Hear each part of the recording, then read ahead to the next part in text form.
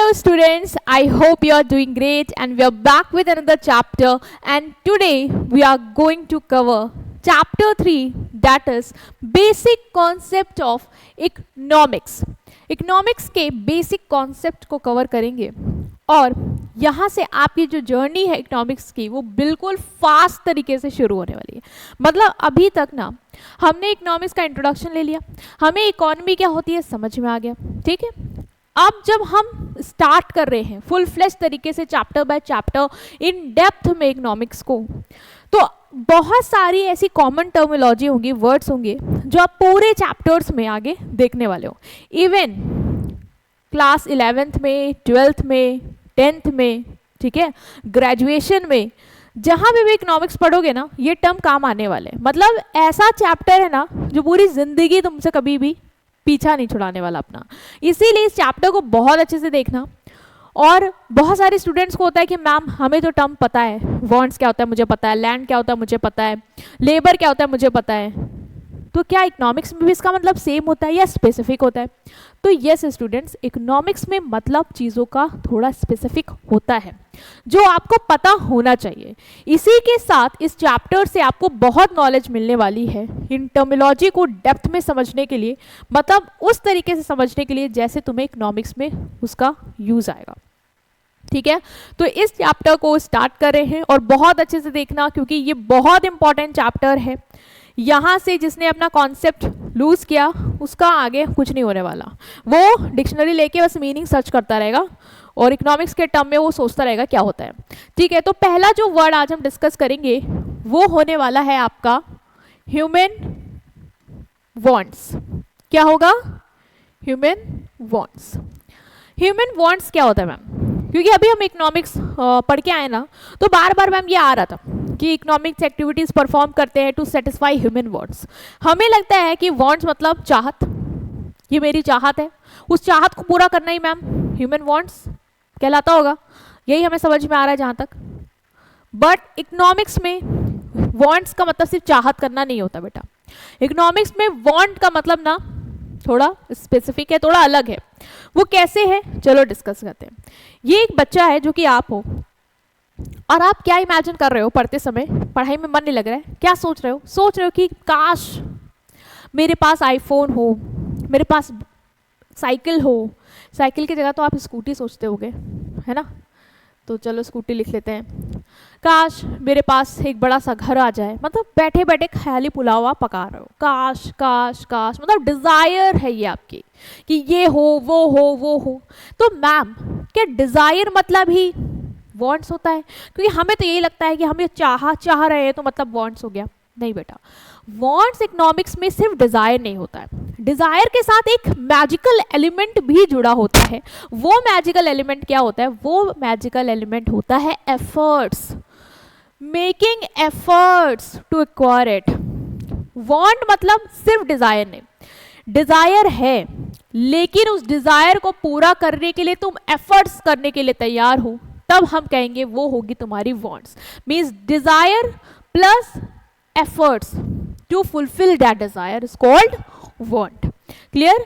जैसे ये बच्चा सिर्फ चाहत नहीं कर रहा है, बाद में इसने समझा कि सिर्फ चाहत करने से कुछ नहीं होगा, ये मेरी क्या है? वांट है। इकोनॉमिक्स में ये मेरी वांट है, मुझे एफर्ट्स करना होगा, मुझे पढ़ना होगा, पढ़ के स्किल्स सीखनी होंगी, पैसे कमाने होंगे, एंड देन मैं खुद से इस सारी वांट्स को क्या कर सकता हूँ? पूरी कर सकता हूँ, सेटिस्फाई कर सकता हूँ। तो वांट मतलब क्लियर हो गया आपको? So in economics the term wants refers to a wish or desire to own good and services that give satisfaction। Economics में wants का मतलब होता है एक विश या डिज़ायर कि मेरे पास क्या हो? गुड एंड सर्विसेज हो, मैं उसको ओन करूं, ठीक है, जो मुझे सेटिस्फैक्शन देता हो। इसके लिए हमें अपने आप को इकोनॉमिक एक्टिविटी में इंगेज करना होगा ताकि हम अपनी वांट्स को पूरा कर पाए। बेटा वांट्स को पूरा करने के लिए तुम्हें अपने आप को इकोनॉमिक एक्टिविटी में इंगेज करना होगा, मतलब कि तुम्हें कोई मनी मेकिंग एक्टिविटी में इन्वॉल्व होना होगा जहां से तुम पैसा कमा पाओ, और जब तुम्हारे पास पैसा होगा तो तुम वो वांट्स को पूरा कर पाओगे। और पैसा कमाने के लिए तुम्हें क्या करना होगा? खाली बैठना होगा, एफर्ट्स करने होंगे। मतलब उस डिजायर को पूरा करने के लिए, उस विश को पूरा करने के लिए तुम्हें एफर्ट्स करने होंगे, then you can satisfy your want, right. So दस हम कह सकते हैं कि वांट क्या है, यहां से मीनिंग शुरू हो गई है कि want is a desire, want desire है टू एक्वायर समथिंग, कि वांट डिजायर है कि मुझे ये मिल जाए, ये मैं एक्वायर कर लूं, बट विलिंगनेस है आपके अंदर to put in an efforts to acquire it, यहां से ये वांट बन जाएगी, वरना सिर्फ वो डिजायर रहती कि मुझे ये मिल जाए, सिर्फ डिजायर है। लेकिन आप एफर्ट्स करने के लिए तैयार हो, आपके अंदर वो विलिंगनेस है कि मैं एफर्ट्स करने के लिए तैयार हूं ताकि मैं वो एक्वायर कर पाऊं जो मैं एक्वायर करना चाह रहा हूं, तो वो मेरी क्या बन जाएगी, वो मेरी बन जाएगी वांट। क्लियर? इतना आपको क्लियर हो गया होगा कि वांट क्या है। सो डिजायर वर्सेस वांट की बात करें तो डिजायर मीन्स जस्ट विशिंग, सिर्फ विश करना, सिर्फ ये हो वो हो ये हो वो हो, बस विश करना। वांट डिजायर, वांट मतलब क्या, desire plus willingness to make efforts. Desire तो है कि ये मिल जाए वो मिल जाए, लेकिन उसको पाने के लिए मैं एफर्ट्स करने के लिए तैयार हूं, मेरे अंदर वो विलिंगनेस है। So this is called want, right. I desire an iPhone, I earn money to buy an iPhone, दोनों में डिफरेंस है। सिर्फ आप डिजायर कर रहे हो कि मुझे ये मिल जाए, सिर्फ विश कर रहे हो, वो डिजायर है, वो विश है, लेकिन उस विश के साथ आप एफर्ट्स करने के लिए तैयार हो कि मैं मनी कमाऊंगा ताकि मैं वो उस विश को पूरा कर पाऊं, तो वो आपकी वांट है इन टर्म ऑफ इकोनॉमिक्स। क्लियर? कुछ फीचर्स देख लेते हैं जो हमको पता भी है। वो क्या है कि वांट्स आपकी क्या होती है, अनलिमिटेड होती है, मतलब रिसोर्स लिमिटेड है, वांट्स अनलिमिटेड है, एक पूरी होगी दूसरी आ जाएगी। फोन मिल जाएगा आप कुछ और चाहोगे, वो मिल जाएगा आप कुछ और चाहोगे, मतलब खत्म नहीं होने वाली तुम्हारी वांट्स, ठीक। वांट्स आर रिपीटेड, रिपीटेड मतलब कुछ वांट्स ऐसी होती हैं जो बार बार आती हैं, जैसे खाना, आज खा लिया तो कल नहीं खाओगे, कल भी खाओगे, परसों खा लिया तो कुछ उसके बाद नहीं खाओगे, खाओगे। पियो पानी, आज नहीं पियोगे कल नहीं पियोगे, अरे पियोगे। तो कुछ वांट्स क्या है, रिपीटेड होती है। वांट्स आर कॉम्पिटिटिव, अब रिसोर्स लिमिटेड है, वांट्स बहुत सारी हैं, हमें चूज करना होगा कि हमें किसको पहले पूरा करना चाहिए, हमारी ज़रूरत के हिसाब से आज क्या इंपॉर्टेंट है, तो repetitive, competitive. Clear? Wants very with time, place and person, wants हमारी समय के साथ, प्लेस के साथ, ठीक है, लोगों के साथ वेरी करती रहती है। जैसे कि अगर हम शिमला में हैं तो हमें वुलन क्लोथ की डिमांड होगी, बट जब वहाँ समर होगी तो हमें वुलन क्लोथ की डिमांड नहीं होगी, मतलब समय बदल गया। विंटर सीजन में वुलन क्लोथ चाहिए, समर सीजन में वुलन क्लोथ नहीं चाहिए, ठीक है। पर्सन, एक पर्सन प्यासा है उसको पानी चाहिए, दूसरा पर्सन उसको प्यासने लगी तो उसको पानी नहीं चाहिए, उसको भूख लगी उसे खाना चाहिए। तो पर्सन के अनुसार, प्लेस के अकॉर्डिंग, समय के साथ हमारी जो वांट है वो वेरी करती रहती है, ऐसा नहीं कि फिक्स है, वेरी करती रहती है। तो वांट्स के क्या फीचर है, अनलिमिटेड है, रिपीटेटेड है, कॉम्पिटिटिव है और वेरी करता है with time, place and person. Clear हो गया? ह्यूमन वांट क्लियर है आपको? ओके। नेक्स्ट टर्मिनोलॉजी जो आप इकोनॉमिक्स में पढ़ने वाले हो, जो बार बार चैप्टर्स में आएगा वर्ड, वो है गुड्स। गुड्स क्या होता है? आप बताओ गुड्स क्या होता है, सोचो क्या होता है गुड्स। मैम सामान जो हम खरीदते हैं वो गुड्स होता है। देखो ना आपने पिक्चर में भी बॉटल वॉटल केक ये सब लगा रखा है, तो गुड्स है ये। हाँ, इकोनॉमिक्स में बेटा क्या होता है गुड्स का मतलब, all thing that have value and satisfy human wants are called goods। मतलब वो सारी चीज जिनकी वैल्यू है, वैल्यू मतलब जिनका आपको प्राइस पे करना पड़ेगा, जिसका खरीद का दाम है, ठीक है, और आपकी ह्यूमन वांट्स को सेटिस्फाई करता हो, और अब वो आपकी वांट्स को पूरा भी करता हो, ठीक है, तो वो क्या हो जाएगा, वो गुड्स हो जाएगा। वो सारी चीज़ें, मतलब सारी आगे इसमें, चाहे मटेरियल हो चाहे नॉन मटेरियल हो। जो गुड्स की डेफिनेशन है वो ब्रॉडर है, उसमें वो मटेरियल नॉन मटेरियल सारी चीज़ों की बात करता है कि वो सारी चीज़ें, तमाम चीज़ें जिनकी वैल्यू है, ठीक है, जिनको मनी के टर्म में हम मेजर कर सकते हैं, और जो तुम्हारी वांट्स को सेटिस्फाई करता है, वो क्या है, गुड्स है। चाहे मटेरियल हो चाहे नॉन मटेरियल हो। मटेरियल मैम मतलब मटेरियल गुड बेटा rice, cloth, books, clothes, rice, books, value है, मनी के टर्म में मेजर कर सकते हो। यस मैम, खरीदते पैसा देते हैं, ऑफ कोर्स मैम कर सकते हैं। क्या तुम्हारी वांट्स को पूरा करता है? यस मैम करता है। तो ये क्या है, ये गुड्स है। बट कौन सी कैटेगरी का? मटेरियल। मटेरियल मतलब वो गुड्स जिनको तुम छू सकते हो, देख सकते हो, बेसिकली टेंजिबल वाले, ठीक। नॉन मटेरियल क्या होते हैं? जिनको तुम छू नहीं सकते हो, देख नहीं सकते हो, फील कर सकते हो, intangible. Intangible goods like service of teacher, doctor, ठीक है। तो ये क्या हो गए? गुड्स। वो सारी चीजें जो वैल्यू रखती हैं और तुम्हारी वांट्स को पूरा कर सकती हैं, वेदर मटेरियल, नॉन मटेरियल और कॉल्ड गुड्स, राइट। फीचर्स क्या है गुड्स के? Goods satisfy human wants, definition में ही देखो, वो सारी चीजें जिनकी वैल्यू और तुम्हारी वांट्स को सेटिस्फाई करते हैं। तो ये सारी चीजें तुमको सेटिस्फाई करते हैं कि नहीं? वांट्स को पूरा करते हैं कि नहीं? हाँ। Goods have exchange value, meaning में देखो, इनकी वैल्यू होनी चाहिए, मतलब इनके बदले को तुम कुछ देना पड़े, तुम्हें पैसा दो, ठीक है, तब वो तुम्हें मिलेगी, एक्सचेंज वैल्यू है उसकी। Good possesses utility. Utility word अभी हम डिटेल में डिस्कस करेंगे, बट यहाँ पे मैं तुम्हें ये बताऊंगी कि यूटिलिटी मतलब होता है कि उसके अंदर इतनी शक्ति होनी चाहिए, पावर होनी चाहिए, कैपेसिटी होनी चाहिए कि वो तुम्हारी वांट्स को पूरा कर पाए। तो गुड्स के अंदर क्या होनी चाहिए? यूटिलिटी होनी चाहिए। अभी यूटिलिटी का कॉन्सेप्ट हम डिटेल में समझेंगे, बट याद रखना गुड्स के अंदर क्या होनी चाहिए? यूटिलिटी होनी चाहिए। तो गुड्स का क्लासिफिकेशन करेंगे ऑन वेरियस बेसिस, थोड़ा सा डिटेल में जाएंगे, गुड्स को और अच्छे से समझेंगे कि क्या हम गुड्स को अलग अलग कैटेगरी में कैटेगराइज कर सकते हैं। तो यस, गुड्स बहुत तरीके के होते हैं, उनको हमने उनके यूनिक फीचर के बेसिस पे डिवाइड किया है। तो on the basis of nature, nature के बेसिस पे बेटा गुड्स जो है वो तुम्हारे मटेरियल और नॉन मटेरियल होते हैं। मटेरियल गुड्स कौन से होते हैं? वो गुड्स जिनको तुम देख सकते हो, छू सकते हो, बेसिकली टैंजिबल गुड्स, वो क्या होते हैं? मटेरियल गुड्स होते हैं, ठीक है। जैसे बुक्स, कार, क्लोथ्स, इनको तुम छू सकते हो, देख सकते हो, और ये तुम्हारी वांट्स को पूरा करते हैं और इनकी मनी वैल्यू है, ठीक है। तो ये हो गए। दूसरा non material goods on the basis of nature, जिनको तुम नहीं देख सकते हो, जिनको तुम नहीं छू सकते हो, लेकिन तुम्हें उनसे सेटिस्फेक्शन मिलता है। जैसे डॉक्टर की सर्विस, टीचर की सर्विस। अब मैं तुम्हें पढ़ा रही हूँ, क्या तुम मेरा जो ये पढ़ा रही हो तो तुम उसको छू सकते हो? तुम क्या ये जो पढ़ा रही हो उसको देख सकते हो? नहीं, तुम इसको फील कर सकते हो, अंडरस्टैंड कर सकते हो। तो this is what, this is non material good. और ये तुम्हारी वांट्स को क्या कर रहा है? पूरा कर रहा है। क्या कर रहा है? पूरा कर रहा है। तुम्हें पढ़ना था, तुम्हें समझ में आ रहा है, तुम पढ़ रहे हो, तुम्हारी ये जो चाहत थी कि यार मुझे समझ में आ जाए, मैं एफर्ट्स करने के लिए तैयार हूँ, वो वांट पूरी हो रही है? यस मैम, पूरी हो रही है। दूसरा, क्या तुम्हें इसके टर्म में कोई इसकी वैल्यू देनी पड़ रही है? तो यस, तुमने अपना रिचार्ज कराया होगा तभी तुम ये एक्सेस कर पा रहे हो, तो तुमने पे कर रखा है इसका प्राइस, ठीक है। तो यस, सो ये on the basis of nature पहला क्लासिफिकेशन हो गया। दूसरा है on the basis of value. Value के बेसिस पे भी हम गुड्स को क्लासिफाई करते हैं कि वो किस टर्म में है, ठीक है। जैसे अगर हम उसकी वैल्यू क्या है, पहला है फ्री गुड्स।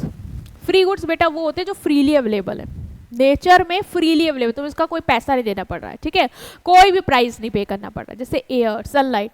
अब क्या सूर्यदेव तुमसे निकलने से पहले कहते कि भाई फोन पे करो तभी तुम्हारे ऊपर किरणें हम लाएंगे? ऐसा होता है क्या? नहीं होता है।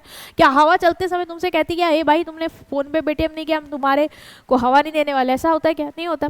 तो ये वो गुड्स हैं जो नेचर में फ्रीली अवेलेबल हैं, तुम्हें इनका कोई प्राइस नहीं पे करना पड़ा, मतलब इनकी कोई भी वैल्यू नहीं है। इसीलिए इकोनॉमिक्स में इनके बारे में हम स्टडी नहीं करते हैं, क्योंकि मैंने बोला कि गुड्स वो हैं इकोनॉमिक्स में जो वैल्यू रखते हैं, मतलब जिनके लिए हमें कुछ पे करना पड़े, ठीक है। दूसरा है हमारी वांट्स को सेटिस्फाई करे। ये वांट्स को सेटिस्फाई कर रहा है लेकिन ये फ्री में अवेलेबल है, इसके लिए हमें कुछ पे वे नहीं करना, इसकी कोई वैल्यू नहीं है, इसीलिए इकोनॉमिक्स में हम इसको नहीं पढ़ते। इकोनॉमिक्स में आप कभी भी फ्री गुड्स के बारे में नहीं पढ़ोगे। किसके बारे में पढ़ोगे? इकोनॉमिक गुड्स के बारे में, मतलब वो गुड्स जो स्केर्स हैं और जिनके लिए तुम्हें पे करना पड़ेगा, ठीक है। जैसे मिल्क, क्लोथ, बुक्स फ्री में नहीं अवेलेबल है कि अबंडेंस में तुम्हें फ्री में मिल रहा है, पैसा नहीं देना, नहीं नहीं नहीं, स्केर्सिटी है, ठीक है, लिमिटेड है, तुम्हें चाहिए पैसा दो तो मिलेगा, ठीक है। तुम्हारी वांट सेटिस्फाई कर रहा है, वैल्यू रखता है। कौन से goods? Economic good on the basis of value. तो वैल्यू के बेसिस पे हमने दो क्लासिफिकेशन पढ़ा, that is free goods and economic good. Next is on the basis of use. Use के बेसिस पे बेटा हम दो क्लासिफिकेशन करेंगे। पहला है कंज्यूमर गुड। अगर गुड्स का डायरेक्टली यूज कौन कर रहा है? मैं कर रही हूँ, कंज्यूमर कर रहा है, ठीक है। Goods which are directly use to satisfy human wants और का कंज्यूमर गुड, जैसे कंज्यूमर है उसको चाहिए, उसने कंज्यूम कर लिया, उसको गुड्स ने डायरेक्टली क्या कर दिया, सेटिस्फाई कर दिया। जैसे मुझे पेन चाहिए था, मैंने पेन लिया, मैंने कंज्यूम किया, मैंने पेन से लिखा, उस गुड्स ने मुझे डायरेक्टली सेटिस्फाई किया, तो वो क्या होगा, वो होगा आपका कंज्यूमर गुड, जो कंज्यूमर डायरेक्टली यूज करता है to satisfy the what, food, clothes, books. Capital goods क्या होता है, ये वो गुड्स होते हैं जो आप as a consumer directly consume नहीं करते हो, ये वो गुड्स होते हैं जिनको हम यूज करते हैं टू प्रोड्यूस अदर गुड्स और services are called capital good, like machines, tool, factory, building. ये कंज्यूमर डायरेक्टली नहीं खा जाएगा फैक्ट्री को, बिल्डिंग को, कोई तुम राक्षस नहीं हो, इनसे गुड्स बनेंगे, फर्दर गुड्स बनेंगे जो तुम कंज्यूम करोगे, है ना।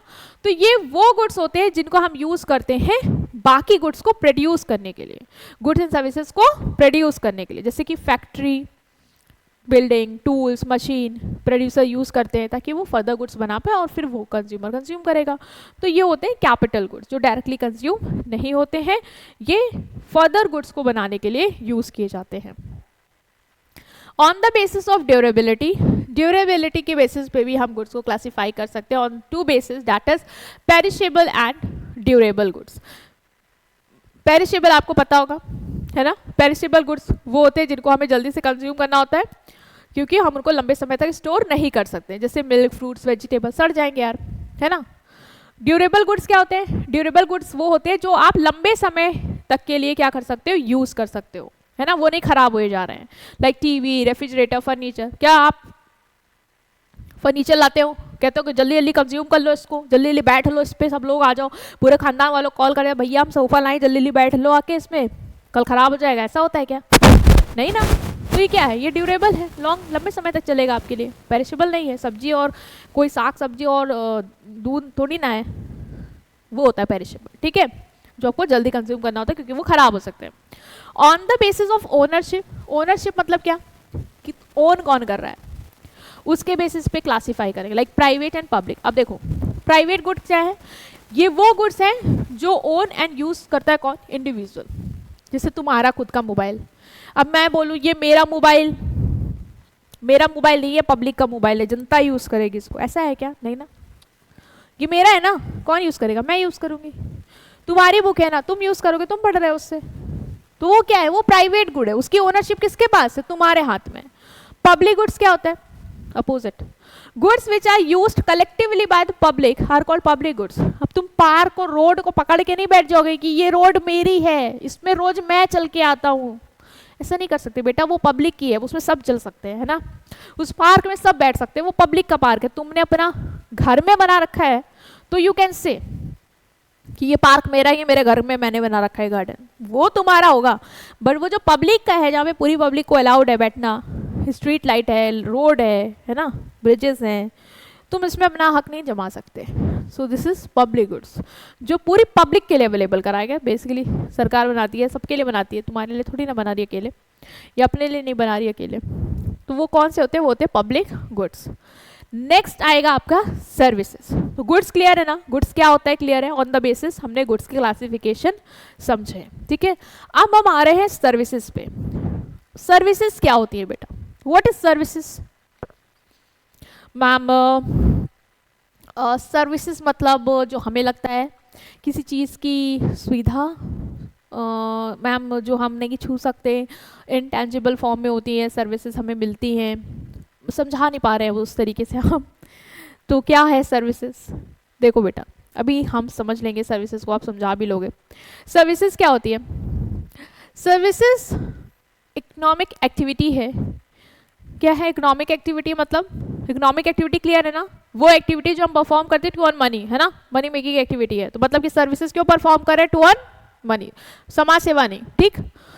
क्या है, इकोनॉमिक एक्टिविटी है इन विच वन पर्सन और ऑर्गेनाइजेशन प्रोवाइड्स हेल्प या benefit to another and it is intangible, that is can not be touch. समझ में आया, नहीं आया, सुनो। सर्विस क्या है, इकोनॉमिक एक्टिविटी है, वो एक्टिविटी है जो पैसों के लिए की जा रही है, ठीक है, जिसमें एक पर्सन या ऑर्गेनाइजेशन, मतलब एक पर्सन हो सकता है, डॉक्टर हो सकता है, या हॉस्पिटल हो सकता है, ठीक है, वो क्या करता है, प्रोवाइड करता है मदद, मतलब हेल्प दूसरे को। जैसे डॉक्टर है भाई, तुम्हें वो क्या कर रहा है, हेल्प कर रहा है, तुम्हें ट्रीट कर रहा है ना, तुम्हें ठीक करने में मदद कर रहा है, तो वो पर्सन क्या कर रहा है, तुम्हें हेल्प दे रहा है, ठीक है। और ये किस लिए कर रहा है बेटा, ये इसलिए कर रहा है ताकि वो पैसा कमा पाए, है ना, फ्री सर्विस नहीं दे रहा वो तुम्हें। ये इंटेंजिबल है, हाँ इंटेंजिबल है, मतलब वो जो तुम्हें मदद कर रहा है तुम वो फील कर सकते हो, तुम वो छू नहीं सकते हो कि वो मदद यहाँ गई, नहीं ना, तो वो क्या है, इंटेंजिबल है। तो service of doctor, teacher, banker, transport, ये सब क्या है, ये सब सर्विसेज है, मतलब ये सब वो इंटेंजिबल चीज़ें हैं जो हमें हेल्प कर रही हैं। तो सर्विसेज क्या होती है, इकोनॉमिक एक्टिविटी होती है जिसमें एक पर्सन दूसरे पर्सन को हेल्प करता है, बेनिफिट करता है, और ये इंटेंजिबल होती हैं, मतलब हम इन्हें छू नहीं सकते हैं, हम इन्हें देख नहीं सकते हैं, हम इन्हें महसूस कर सकते हैं, ठीक है। तो services is equal to work done for other, not a physical good. ये कोई फिजिकल गुड नहीं है कि तुमने छू लिया, ये कार है, ये फर्नीचर है, ये लैपटॉप है, ये ऐसा नहीं है। ये क्या है, ये आपका सर्विस है। सर्विस मतलब इनटेंजिबल थिंग है, जो इनटेंजिबल फॉर्म में वर्क है जो आप दूसरों के लिए करते हो, वो मदद जो आप दूसरों के लिए करते हो टू अर्न मनी, ठीक है। ओके, सो सर्विसेज के अगर हम फीचर देखें तो सर्विसेज सबसे पहले मैम इंटेंजिबल होता है, मतलब हम इसको क्या नहीं कर सकते, छू नहीं सकते, ठीक है, हम इसको फील कर सकते हैं। दूसरा, services can not be stored. Services store हो सकती है क्या बेटा, सर्विसेज को तुम स्टोर कर सकते हो, सोचो, मतलब मैम, मतलब बेटा तुम्हें डॉक्टर ने सर्विस दी, तुम्हें ट्रीट करके गए वो, ठीक है, तुम्हारा इलाज कर रहे हैं, तो तुम क्या वो इलाज को स्टोर कर लेते हो कि कल को हम अपना इलाज स्टोर कर लेते हैं, कल को हम इसको फिर से अपने लिए यूज कर लेंगे, ऐसा होता है क्या? अरे मैम क्या कह रही है, ऐसा कैसे हो सकता है, नहीं होता ना, तो सर्विसेज स्टोर नहीं कर सकते हो। Ownership can not be transferred, क्या सर्विसेज की ओनरशिप हम ट्रांसफर कर सकते हैं? ये हो सकता है पॉसिबल, ये भी पॉसिबल नहीं है। हम ओनरशिप कैसे ट्रांसफर कर सकते हैं? हमें मिली है सर्विस तो हम किसी और को ट्रांसफर कर देंगे? नहीं। कैसे ट्रांसफर कर दोगे? क्या वो चीज़ है, सामान है जो तुम ट्रांसफर कर दोगे? नहीं। Service can not be separated from provider.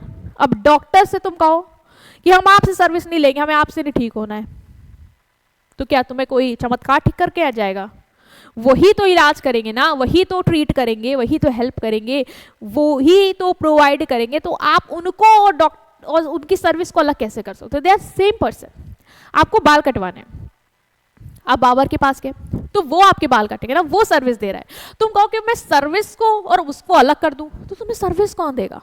तो आप अलग नहीं कर सकते, आप you can separate the service from service provider, right. So teaching, banking, medical service सब एग्जाम्पल है, और ये फीचर है कि इंटेंजिबल होता है, स्टोर नहीं कर सकते, ओनरशिप ट्रांसफर नहीं कर सकते, और सर्विस को उसके प्रोवाइडर से सेपरेट नहीं कर सकते हैं। क्लियर हो गया? तो ये कुछ फीचर्स हैं आपके सर्विस के जो आपको याद रखने हैं। देखो मैंने आपके लिए अच्छी से इमेज भी बनाई है कि सर्विस इंटेंजिबल होती है, मतलब हम उसे टच नहीं कर सकते, सर्विस को हम स्टोर नहीं कर सकते, ठीक, सर्विस की ओनरशिप हम ट्रांसफर नहीं कर सकते, और सर्विस को सर्विस प्रोवाइडर से सेपरेट नहीं कर सकते। आप कहो कि ये चैप्टर तो मुझे पढ़ना है, लेकिन मैम आप अलग हो जाओ, चैप्टर की ये जो सर्विस आप पढ़ा रही हो अलग कर दो, पॉसिबल है क्या? कहाँ चले जाना है? नहीं ना, तो ये नहीं हो सकता, आप सेपरेट नहीं कर सकते। सर्विस आपको चाहिए तो आपको उस ओनर से ही मिलने वाली है, आप उसको अलग करके सर्विस नहीं ले सकते, ठीक। नेक्स्ट टर्मिनोलॉजी जो बेटा है वो है यूटिलिटी, और मुझे याद है मैंने गुड्स के फीचर में आपको बताया था कि गुड्स पोजेसेस यूटिलिटी। अब हम इसको डिटेल में समझ लेंगे कि यूटिलिटी क्या होता है, और बहुत इजी है, बहुत ही इजी टॉपिक है ये यूटिलिटी। ओके, तो यूटिलिटी मतलब क्या? यूटिलिटी मीन्स द पावर और capacity of a goods and services to satisfy human wants. मतलब ह्यूमन की वांट को सेटिस्फाई करने के लिए गुड्स या सर्विसेज की जो कैपेसिटी है, ये जो पावर है, उसको हम क्या बोलते हैं? यूटिलिटी। उसको हम क्या बोलते हैं? Utility. When a commodity can satisfy a want, it has utility. ठीक है, जैसे अगर आपको कोई कमोडिटी है जो आप यूज कर रहे हो, उससे आपकी वांट पूरी हो रही है, तो हम कहेंगे उसके अंदर यूटिलिटी है। जैसे खाना आप खा रहे हो, आपकी भूख मिट रही है, तो उसके खाने के अंदर क्या है? यूटिलिटी है। मान लो खाना सड़ा है, आप उसको खा ही नहीं सकते, आपकी भूख ही नहीं मिट रही है, जिसके लिए आप खाना चाह रहे थे, क्या उसके अंदर यूटिलिटी पावर है कि आपकी वांट को पूरा कर पा रहा है? नहीं। तो उसके अंदर यूटिलिटी है? नहीं है। ठीक है, तो यूटिलिटी मतलब एक कमोडिटी के अंदर की शक्ति जो जिससे वो वांट्स को क्या कर पाए, सेटिस्फाई कर पाए। क्लियर। जैसे प्यूरिफाइड वाटर है, उसके अंदर हम कहेंगे कि ज़्यादा यूटिलिटी है as compare to dirty water because it satisfy our thirst safely. बेटा प्यास लगी है तो गंदा पानी पियोगे तब भी प्यास बुझ जाएगी, लेकिन क्या सेफली बुझ रही है? नहीं।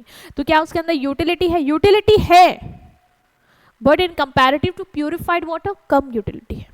प्यूरिफाइड वाटर के हम कहेंगे ज़्यादा यूटिलिटी है। तो यूटिलिटी मतलब कमोडिटी की पावर, ठीक है, कि वो आपकी वांट्स को क्या कर पा रहा है, सेटिस्फाई कर पा रहा है। ये देखो यूटिलिटी का डायग्राम देखो। Utility means power of a things to satisfy human wants. चीज़ों के अंदर की पावर जो ह्यूमन की वांट्स को क्या करता है, पूरा करता है। ठीक है। यूटिलिटी आपकी हंगर को जैसे फूड है, आपके हंगर को सेटिस्फाई कर रहा है तो फूड के अंदर यूटिलिटी है। साइकिल है, बेड है, वो आपको कंफर्ट दे रहा है तो उसके अंदर यूटिलिटी है। पढ़ रहे हो, पढ़ने से आपको नॉलेज मिल रही है जिसके लिए आप सेटिस्फेक्शन चाह रहे हो तो बुक्स के अंदर यूटिलिटी है।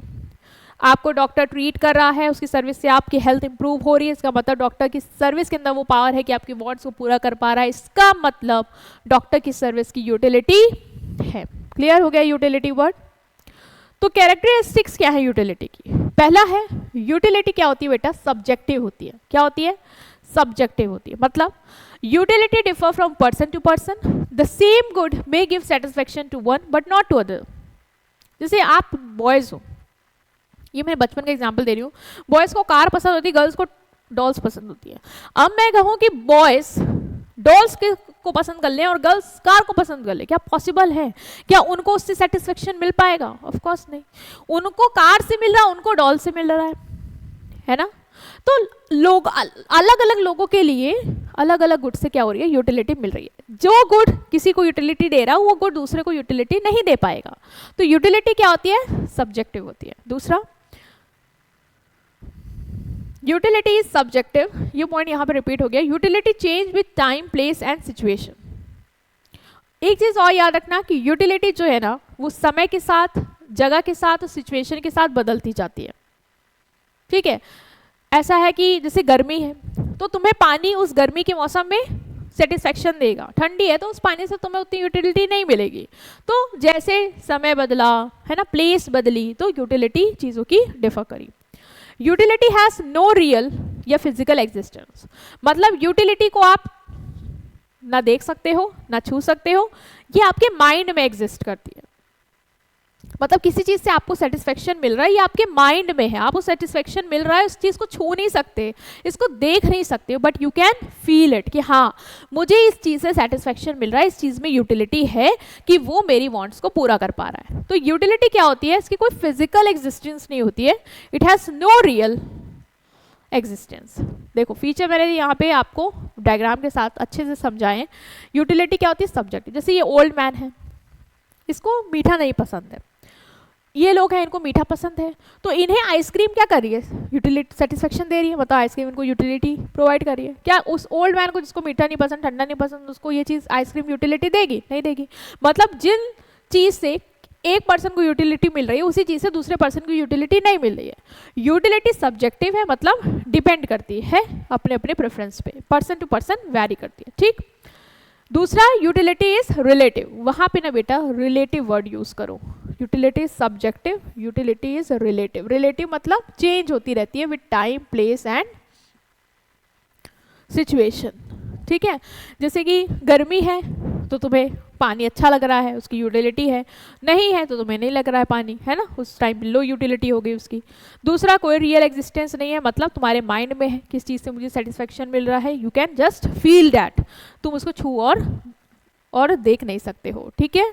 क्लियर। ये हो गया फीचर्स। इसके बाद एक फीचर और है, that is utility is abstract. वही है फीचर, मतलब ये सेम है वही आपका कि यूटिलिटी की कोई फिजिकल एग्जिस्टेंस नहीं है, ये हमारे माइंड में एग्जिस्ट करती है।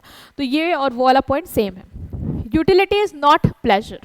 प्लेजर नहीं है, मतलब मैम वांट सेटिस्फाई कर रहा है इसका मतलब प्लेजर भी मिल रहा है, ऐसा नहीं है बेटा। कैसे ऐसा नहीं है? खुद सोचो। जैसे तुम दवाई खाते हो तो दवाई से तुम ठीक तो हो रहे हो जो तुम चाह रहे थे, मतलब सेटिस्फेक्शन तो तुम्हें मिल रहा है, you are getting better, but वो दवाई टेस्ट में बहुत कड़वी है तो तुम्हें उससे प्लेजर नहीं मिल रहा है, you are not enjoying it. But you are getting your want satisfied. So utility मतलब बेटा ये नहीं है कि तुम्हें वो प्लेजर भी मिलेगा, ठीक है। तो utility does not always means pleasure और हैप्पीनेस, हमेशा हैप्पीनेस और प्लेजर मिले ये ज़रूरी नहीं है। कुछ गुड्स हैं जिनके अंदर वांट होती है कि तुम्हें वो ठीक कर पाए, तुम्हें सेटिस्फाई कर पाए, लेकिन वो तुम्हें प्लेजर नहीं देते हैं, ठीक है। जैसे देखो ये मलेरिया हो गया, इसको उसकी मेडिसिन दे रहे हैं क्विनाइन, और इसको अच्छा नहीं लग रहा उसका टेस्ट, लेकिन वो उससे ठीक हो रहा है, मतलब इसके अंदर यूटिलिटी है कि इसको सेटिस्फाई कर सकता है, इसको ठीक कर सकता है। लेकिन क्या इसको ये प्लेजर भी दे रहा है? नहीं दे रहा है। तो हमेशा यूटिलिटी प्लेजरेबल नहीं होती है, ठीक। क्लियर हुआ आपको कि यूटिलिटी के क्या फीचर्स हैं। नेक्स्ट हम आ रहे हैं यूटिलिटी के टाइप्स पे, कि यूटिलिटी कितने तरीके की होती है। देखो यूटिलिटी के टाइप्स को हमने क्लासिफाई किया है 4 बेसिस पे, that is form, place, time and service. So पहला है आपका फॉर्म यूटिलिटी। कुछ गुड्स होते हैं बेटा जो आपको सेटिस्फेक्शन अपनी रॉ एग्जिस्टेंस पे नहीं देते हैं, लेकिन जब उनका फॉर्म बदलते हैं, है ना, उनका शेप बदलते हैं, उनकी कैरेक्टरिस्टिक बदलते हैं, तो वो आपको सेटिस्फेक्शन दे पाते हैं, तब उनके अंदर वो पावर आ जाती है कि वो आपको सेटिस्फाई कर पाए, ठीक है। तो वो हम यूटिलिटी जो क्रिएट करते हैं उसको हम बोलते हैं फॉर्म यूटिलिटी।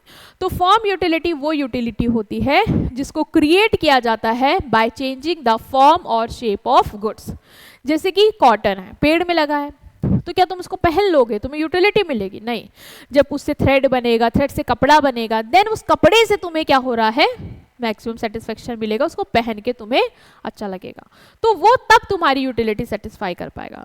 तो उसको उस फॉर्म में लाने के लिए, उसको कन्वर्ट करने के लिए जो यूटिलिटी का टाइप होता है उसको क्या बोलते हैं, उसको बोलते हैं फॉर्म यूटिलिटी। प्लेस यूटिलिटी क्या होती है? प्लेस यूटिलिटी वो यूटिलिटी होती है जिसको क्रिएट करा जाता है by changing the place of good. Goods की जगह को बदल के ये यूटिलिटी क्रिएट की जाती है।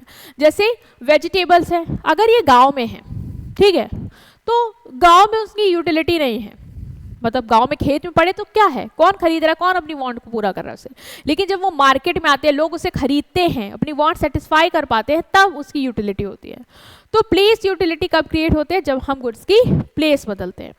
टाइम यूटिलिटी क्या है? टाइम यूटिलिटी वो होती है जो क्रिएट की जाती है by making goods available at the right time. जब हम गुड्स को सही समय पे अवेलेबल कराते हैं तो हम क्या यूटिलिटी क्रिएट करते हैं उस गुड्स की? हम टाइम यूटिलिटी क्रिएट करते हैं। That is storing wheat after harvest for use through out the year. जैसे कि थ्रू आउट द ईयर हमने क्या किया, जो वीट है उसको स्टोर किया, और जब उसकी डिमांड आई हमने उसको क्या किया, तुरंत अवेलेबल करा दिया। इसका क्या यूटिलिटी का टाइप है? That is time utility. सोचो ना, जब उसकी डिमांड है, गुड्स अवेलेबल ना होता, तो क्या उस गुड्स के अंदर वो पावर होती कि वो वांट सेटिस्फाई कर पा रहा था? क्या उसके अंदर यूटिलिटी होती? नहीं होती। लेकिन उस गुड्स को हमने सही समय पे लोगों पे अवेलेबल करा दिया, जब उनको वो चाहिए था, तो उस यूटिलिटी को हम क्या बोलते हैं? उसको हम बोलते हैं टाइम यूटिलिटी। सर्विस यूटिलिटी क्या होती है? सर्विस यूटिलिटी वो utility that is created by personal और professional services. Service of doctor, teachers and bankers. Teachers और डॉक्टर अपनी सर्विस देंगे तभी उसकी यूटिलिटी होगी, तभी वो किसी की वांट्स को पूरा कर पाएगा। अदरवाइज टीचर अपने में बैठे हुए, डॉक्टर अपने बैठे हुए, क्या यूटिलिटी क्रिएट हो रही है? नहीं हो रही है। बट जब वो सर्विसेज देंगे, है ना, तब वो यूटिलिटी क्रिएट हो पाएगी। तो उसको क्या बोलते हैं? Service utility. तो कितने हो गए? फॉर्म यूटिलिटी, ये क्रिएट की जाती है by changing the form of goods and services. Place utility, ये क्रिएट की जाती है by changing the place of goods. Time utility, this is created by making the good available at right time. And service utility, it is created by personal and professional services. Clear है? Okay. So ये हो गए आपके types of utility. तो हमने utility समझा, utility के आपके features को understand किया, और ये हमने types को cover कर लिया, ठीक है? ओके, देखो मैंने आपके लिए पिक्चर फॉर्म में भी इसको अच्छे से ऑर्गेनाइज किया है, जिससे आपको मज़ा भी आए और आप अच्छे समझ जाओ। देखो फॉर्म यूटिलिटी क्या है? कॉटन है। कॉटन आपको ऐसे सेटिस्फेक्शन नहीं दे रहा, उससे हमने यार्न बनाया, उससे क्लोथ बनाया, मतलब इसकी शेप चेंज कर दी। जब शेप चेंज कर दी तो हमें यूटिलिटी मिल पाएगी उससे। तो ये क्या है? Form utility. प्लेस यूटिलिटी क्या होता है?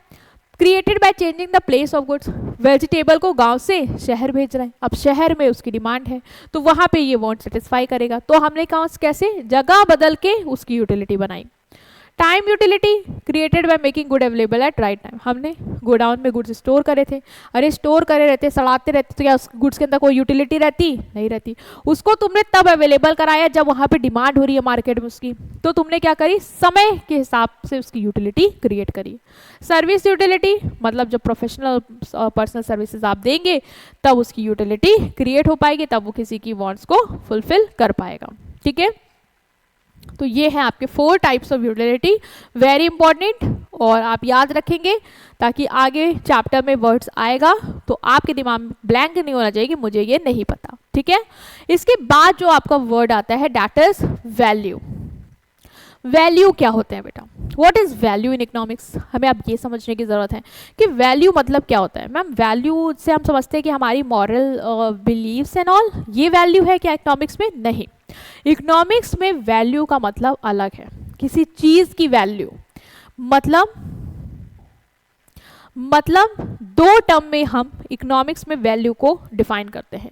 इन इकोनॉमिक्स द वर्ड वैल्यू को हम यूज करते हैं 2 सेंस में, एक वैल्यू इन यूज और दूसरा वैल्यू इन एक्सचेंज। किसने टर्म में? 2 सेंस में हम यूज करते हैं, value in use and value in exchange. Value in use का मतलब क्या है? What is value in use? Value in use, value in use का मतलब वांट सेटिस्फाइंग कैपेसिटी और यूजफुलनेस ऑफ कमोडिटी। मतलब जो कमोडिटी आप यूज कर रहे हो उसकी क्या वैल्यू है, मतलब क्या वो तुम्हारी वांट्स को पूरा कर पा रहा है, इसे हम बोलते हैं वैल्यू इन यूज। ये यूटिलिटी का ही दूसरा नाम है। यूटिलिटी का हम और क्या बोल सकते हैं? बोल सकते हैं value in use. Value in use मतलब क्या गुड्स के अंदर इतनी पावर या कैपेसिटी है कि वो तुम्हारी वांट्स को पूरा कर पा रहा है, वो तुम्हें सेटिस्फाई कर पा रहा है, तो उसको हम बोलते हैं वैल्यू इन यूज। जैसे water has very high use value because it is essential for life, तो उसकी बहुत हाई यूज वैल्यू है, मतलब हम उसको यूज़ करके बहुत ज़्यादा सेटिस्फेक्शन गेन कर पाते हैं, वो नहीं होगा तो हम सर्वाइव नहीं कर पाएंगे, तो उसकी हाई यूज वैल्यू है। हाई यूज वैल्यू मतलब बहुत ज़्यादा वांट सेटिस्फाइंग कैपेसिटी या यूजफुलनेस है, तो उसका मतलब हो गया वैल्यू इन यूज। तो एक तो हम इस टर्म में इस सेंस में यूज करते हैं यूटिलिटी के सेंस में, that is value in use. दूसरा वैल्यू का मतलब होता है value in exchange. Value in exchange मतलब value in exchange means the value of commodity in term of other goods. एक कमोडिटी की दूसरे गुड्स के टर्म में क्या वैल्यू है उसको हम बोलते हैं वैल्यू इन एक्सचेंज। मतलब एक्सचेंज वैल्यू शो करता है ये। It shows how much another commodity can be obtain in exchange. जैसे 1 kg शुगर की मैंने बोला क्या वैल्यू इन एक्सचेंज है, तो तुमने बोला मैम 1 kg शुगर के बदले हम आपको 2 kg वीट देंगे, इसका मतलब इसकी एक्सचेंज वैल्यू क्या है? इसके बदले हमें क्या मिल रहा है?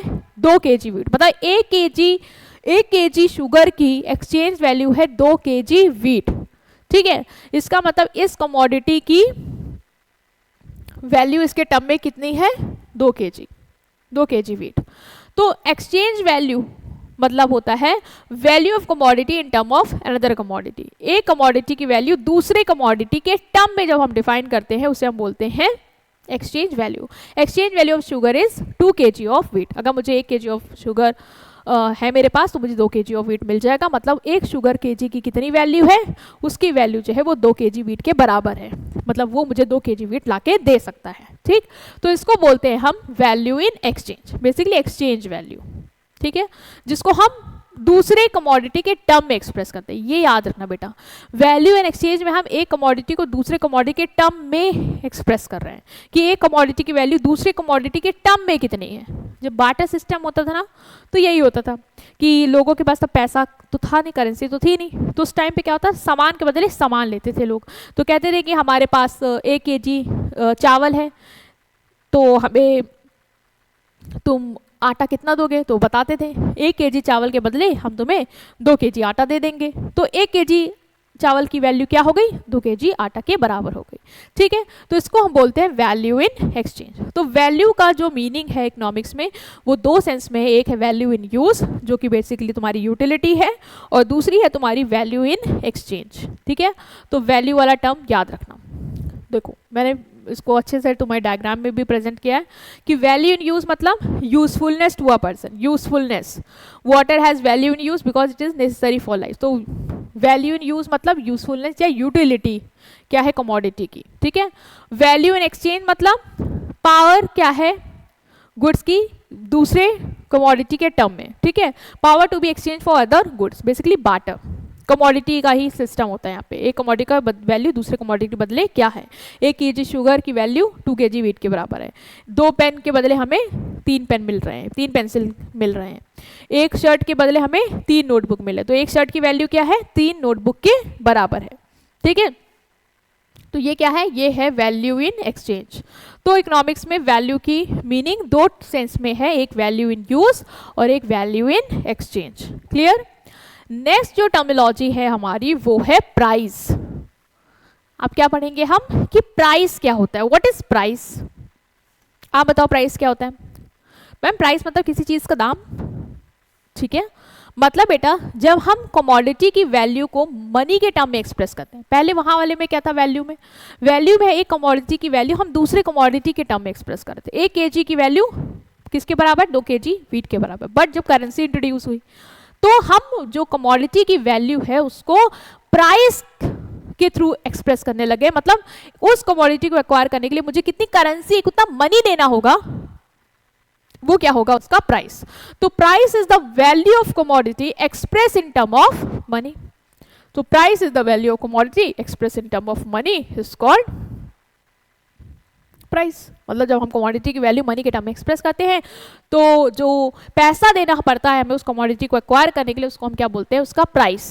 जैसे मैं कहूँगी आईफोन का प्राइस क्या है बेटा, तो तुम बोलोगे आईफोन का प्राइस मैम इतना है। मतलब तुम बताओगे कि मैम आपको इसके लिए इतना पैसा देना पड़ेगा, इसका मतलब इसका प्राइस ये है, 20,000 है, इसका मतलब 20,000 रुपये आप देंगे, ठीक है। तो जब कमोडिटी की वैल्यू को मनी के टर्म में एक्सप्रेस करते हैं तो उसे बोलते हैं प्राइस। तो प्राइस का मीनिंग क्या है, price is the value of commodity express in term of money.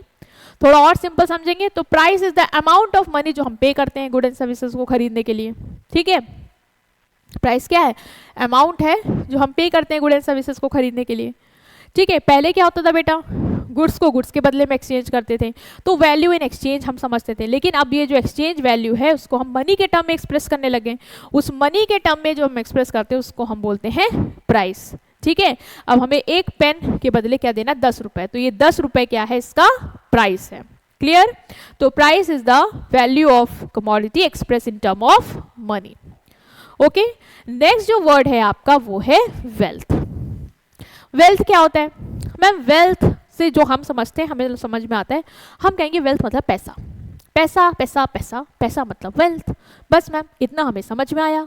अब बताइए इकोनॉमिक्स में भी क्या मतलब इसका यही है क्या, इकोनॉमिक्स में मैम मतलब इसका यही है क्या, पैसा ही वेल्थ है या वेल्थ ही पैसा है या कुछ और ही पैसा है। अब हम इसको डिस्क्लोज कर लेते हैं कि वेल्थ क्या होता है बेटा। देखो इकोनॉमिक्स में वेल्थ का मतलब अलग है, क्या है, इकोनॉमिक्स में कोई भी चीज एनीथिंग, ठीक है, that has value in money, जिसका हम मनी में क्या कर सकते हैं, एक्सप्रेस कर सकते हैं, ठीक है। पहला तो टर्म समझो, anything that has value in money मतलब जिसको मनी के टर्म में क्या कर सकते हैं, एक्सप्रेस कर सकते हैं। सेटिस्फाई वांट्स, दूसरा वो एनीथिंग क्या करे, तुम्हारी वांट्स को भी पूरा करे। एंड कैन बी ओन्ड और सोल्ड, और जिसको हम ओन कर सकते हैं और बेच भी सकते हैं उसको हम बोलते हैं वेल्थ। तो वेल्थ होने के लिए हमें 3 चीज समझ में आ रही है। पहला, वो सारी चीजें जिसके पास क्या हो, मनी के टर्म में एक्सप्रेस करने की कैपेसिटी हो, मतलब हम उसको मनी के टर्म में वैल्यू कर सकें, ठीक है। दूसरा, हमारी वांट्स को भी पूरा करता हो, और तीसरा, हम उसको ओन भी कर सकते हैं और बेच भी सकते हैं। जैसे जैसे समझो, जैसे तुम्हारा घर, तुम्हारा लैंड, कार, ये जो घर है, लैंड है, कार है, क्या तुम इसको ओन करते हो, हाँ मैम। क्या तुम उसको कभी भी बेचना चाहते हो, बेच सकते हो, हाँ मैम। क्या तुम्हारी वांट्स को पूरा करता है, हाँ मैम। क्या ये मनी के टर्म में एक्सप्रेस हो पा रहा है, हाँ मैम। तो ये क्या है, ये वेल्थ है। गोल्ड, कैश, ये क्या है, वेल्थ है।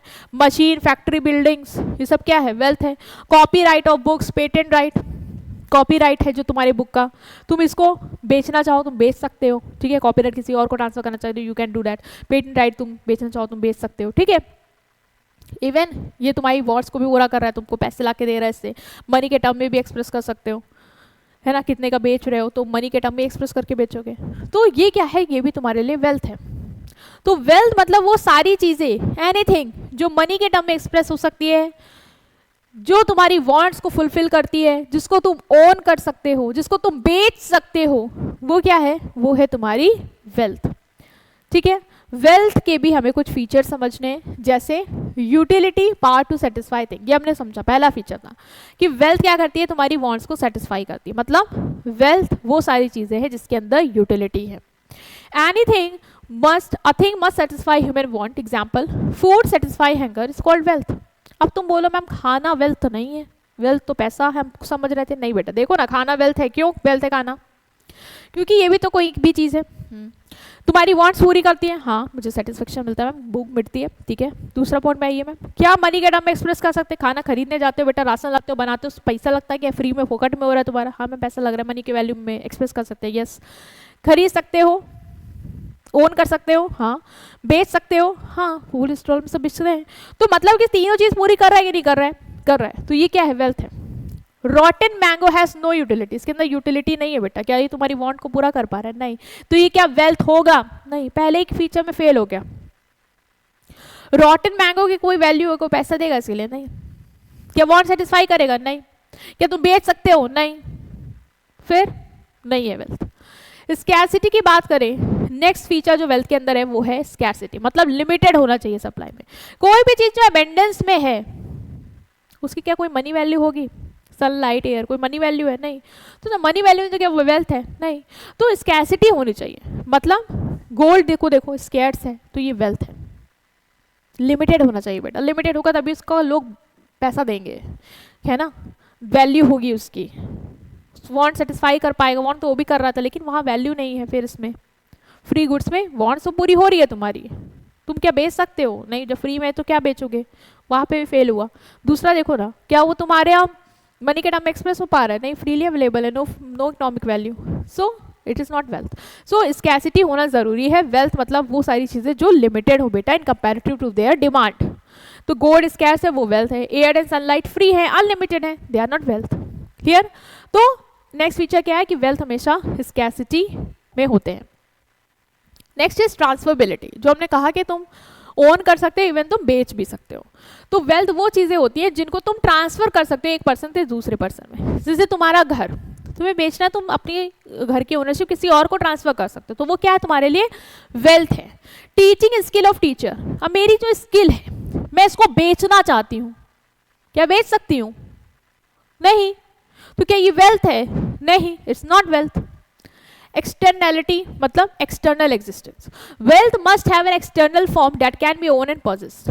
वेल्थ का बेटा एक्सटर्नल फॉर्म होना चाहिए जिसको लोग ओन कर सकें, ठीक है, और मतलब ओनरशिप होनी चाहिए, पॉजेस मतलब ओन कर सकें। एक्सटर्नल फॉर्म होना चाहिए, जैसे कि लैंड है, बिल्डिंग है, इनका सबका एक्सटर्नल फॉर्म है जिसको हम ओन करते हैं और हम फर्दर उसको बेचते हैं, है ना, अगर बेचना चाहते हैं।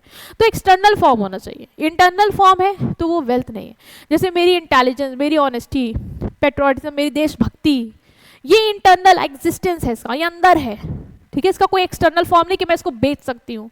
तो ये क्या है? ये वेल्थ नहीं है, ये मेरी इंटरनल क्वालिटी। लेकिन कार, लैंड, मनी, जिनका एग्जिस्टेंस एक एक्सटर्नल फॉर्म में है, जिसको हम बाहर से देख रहे हैं, एग्जिस्ट करता है, बाहर से पॉजेस कर रहे हैं और उसको हम सेल आउट भी कर सकते हैं, इसकी मनी वैल्यू भी, हमारी वांट्स को सेटिस्फाई कर, तो ये क्या है?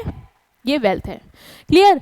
तो वेल्थ को हमने 4 कैरेक्टरिस्टिक्स में डिफाइन किया है जो आपको अच्छे से याद रखना है।